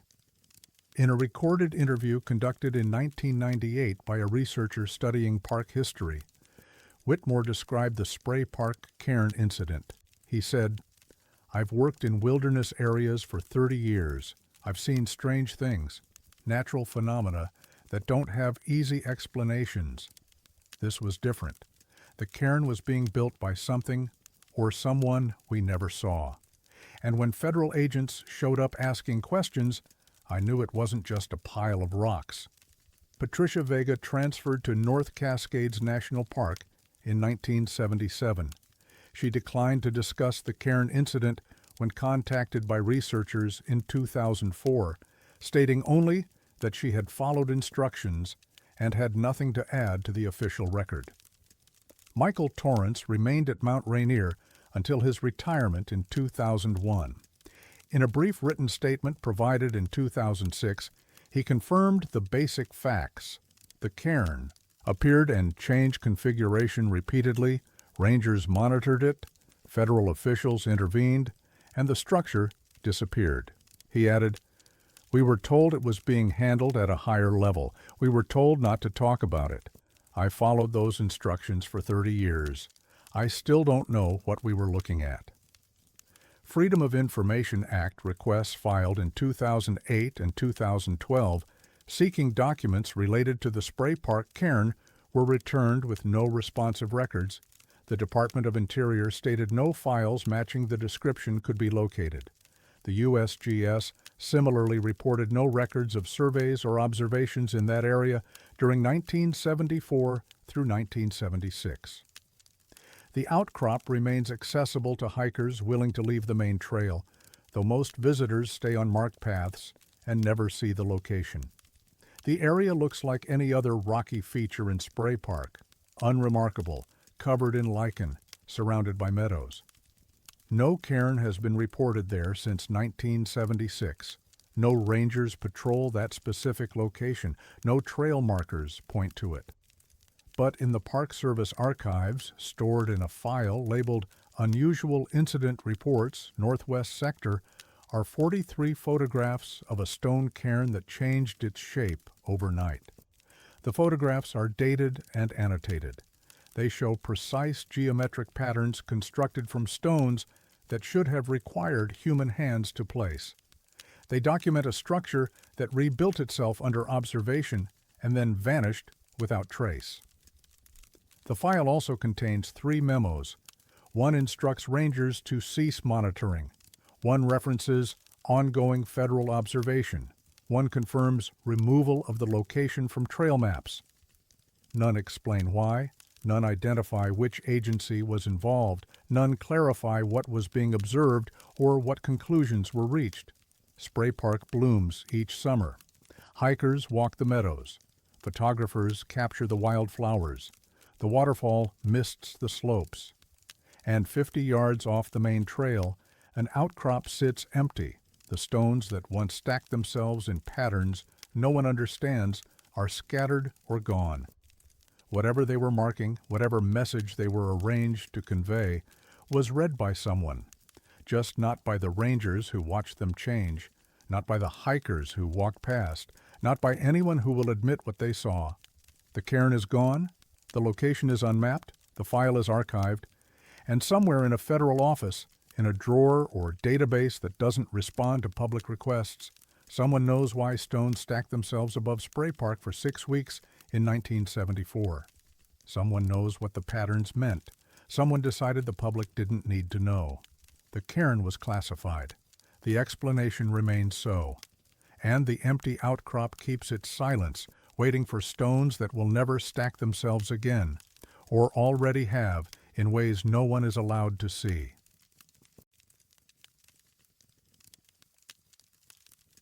Film is not supposed to develop in the dark.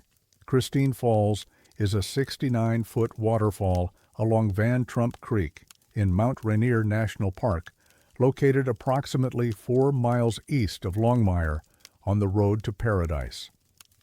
The falls are named after Christine Louise Van Trump, daughter of P.B. Van Trump, one of the first documented climbers to summit Mount Rainier in 1870. A stone bridge spans the creek just above the lower cascade, built in 1928 as part of the park's infrastructure development. The bridge and falls are visible from the road, making it one of the park's most photographed locations. Parking is limited to a small pullout. Thousands of visitors stop here annually during summer months to capture images of the waterfall framed by the historic bridge. The site's geology consists of volcanic andesite and basalt, deposited during eruptions roughly 1 million years ago. The creek originates from snowmelt and glacial runoff higher on the mountain. Water flow varies seasonally, highest in late spring and early summer, reduced to a trickle by October. The forest surrounding the falls is primarily western hemlock and Douglas fir, creating a shaded environment even on bright days. The microclimate produces persistent mist at the base of the falls, where water strikes exposed rock and disperses into fine droplets. On July 23, 1991, a tourist named Margaret Holloway visited Christine Falls with her husband Richard during a day trip through Mount Rainier National Park. Margaret carried a Nikon FM2 camera loaded with Kodak Gold 200 film, a standard consumer product widely used for travel photography. The Holloways arrived at Christine Falls around 3:15 p.m. Weather was clear. Sunlight filtered through the tree canopy, illuminating the bridge and upper falls. Margaret took 6 photographs from various angles: the bridge from below, the upper falls through the bridge arch, the lower cascade from the parking area. She advanced the film manually between shots, a habit she had developed to ensure proper spacing. The 6th photograph was taken from the stone bridge itself, looking down at the lower falls where mist rose from the creek bed. Margaret noted that the mist was particularly dense that afternoon, creating an almost fog-like obscuration of the water below. The Holloways completed their trip and returned to their home in Portland, Oregon, on July 26th. Margaret dropped the film at a 1-hour photo lab on July 29th. She picked up the prints the same afternoon. When she reviewed them, she noticed the 6th photograph, the one taken from the bridge looking down, showed only white. Not overexposed, but entirely blank, as though the camera had captured nothing but mist. The other 5 photographs appeared normal. Margaret assumed the mist had been denser than she'd realized, creating a whiteout effect in the frame. She placed the photographs in a drawer in her home office and thought little of it. The drawer was located in an interior room with no windows. The photographs remained undisturbed in a paper envelope. In late September, Margaret was organizing photos for a family album when she retrieved the Christine Falls pictures. The 6th photograph had changed. What had been pure white now showed faint gray tones, vague shapes barely visible through what still appeared to be heavy mist. Margaret thought her memory of the original print might be incorrect. She set the photo aside. In December, while addressing holiday cards, Margaret glanced at the photograph again. The image had developed further. The gray shapes had resolved into recognizable forms, human figures standing in what appeared to be the spray of the waterfall. She could count at least 7 or 8 people, though their features were still obscured by the remaining mistiness of the image. Margaret showed the photograph to Richard. He confirmed that the original print had been completely white. Both were confused, but attributed the change to some delayed chemical process in the development. In February of 1992, Margaret retrieved the photograph specifically to examine it under better light. The image had continued to develop. The human figures were now clearly visible: men, women, and what appeared to be children standing at various positions around the base of the falls. Their clothing was distinct: long dresses on the women, suits and hats on the men, styles that appeared to be from the early 20th century. The photograph had taken on the tonal quality of old film stock, though Margaret knew it had been shot on modern color film less than a year earlier. Margaret contacted the photo lab where the film had been processed. She spoke with the manager, a man named David Kowalski, and explained what had happened. Kowalski asked her to bring the photograph to the lab. On February 19th, Margaret showed him the print. Kowalski examined it and confirmed that the paper was standard Kodak stock from 1991. He could identify it by the border markings and paper thickness. He had no explanation for the image change. He suggested she contact Kodak directly. Margaret called Kodak's customer service line and was eventually connected to a technical specialist named Dr. Sarah Brennan. Brennan requested that Margaret send the photograph, along with the negatives, if available, to Kodak's labs in Rochester, New York, for analysis. Margaret sent the print, but kept the negatives, which showed the original blank exposure, just white, with no image content. In April of 1992, Brennan called Margaret with preliminary findings. The photograph's chemical composition matched Kodak Gold paper from 1991. The image layer showed characteristics of standard color photographic development. However, the distribution of silver halide crystals, the light-sensitive compounds that form the image, was inconsistent with normal exposure and processing. Brennan described it as though the photograph had been developing continuously since printing, but in reverse of the normal process. She could not explain the mechanism. Brennan asked if Margaret had stored the photograph under unusual conditions, extreme temperature, humidity, or exposure to chemicals. Margaret confirmed it had been kept in a dark drawer at room temperature with no special conditions. Brennan requested permission to retain the photograph for extended study. Margaret agreed, but asked for documentation and periodic updates. Over the following months, Brennan and a team of Kodak chemists examined the photograph using various analytical techniques, spectroscopy, microscopy, chemical testing. Their findings, summarized in an internal report dated September 1992, confirmed several facts. The paper dated to 1991. The image had not been added through double exposure or darkroom manipulation. The photographic emulsion showed signs of ongoing chemical activity despite being stored in darkness, which should halt all development processes. The report noted one additional detail that Brennan did not initially share with Margaret. The clothing and postures of the figures in the photograph matched styles from approximately 1910 to 1930. The stone bridge visible in the background was consistent with the structure built in 1928. The photograph appeared to show people at Christine Falls during the early decades of the park's history, despite being taken in 1991. Brennan contacted Margaret in October of 1992 and returned the photograph.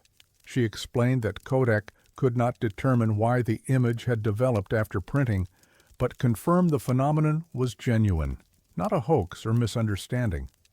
She recommended Margaret preserve the photograph carefully, as it represented an unexplained anomaly in photographic chemistry. Margaret stored the photograph in an archival sleeve and placed it in a safe deposit box, where it remained for several years. In 1997, she loaned it to a photographer and photography historian named Thomas Valenzuela, who was researching unusual photographic phenomena. Valenzuela examined the print and compared it to historical photographs of Christine Falls from park archives. He identified similarities in angle and composition to images taken in the 1920s, but could not find an exact match. Valenzuela published an article about the photograph in a photography journal in 1998, describing it as the only documented case of a photographic print developing additional image content after processing without external exposure or manipulation. The article included reproductions of the photograph at various stages, the original blank print from July 1991, and the fully developed image from 1992. Several readers wrote responses suggesting explanations: latent image formation, chemical contamination, psychological misperception, but none accounted for the verified timeline and chemical analysis. In 2003, Margaret donated the photograph and negatives to the Smithsonian Institution's photography collection. The donation included documentation from Kodak, copies of Valenzuela's article, and Margaret's personal account of the timeline. The photograph is stored in climate-controlled archives and has been examined by multiple experts. No consensus explanation exists. Dr. Alan Forrester, a chemist specializing in photographic materials, reviewed the photograph in 2007. In a published paper, he noted, "The chemical evidence indicates the image formed gradually over months, not instantaneously, during exposure or development. This contradicts fundamental principles of photographic chemistry. Silver halide reactions require light or specific chemical agents. Stored in darkness, a developed print should remain stable indefinitely. This print did not." Margaret Holloway passed away in 2015. In her final years, she occasionally spoke about the photograph in interviews.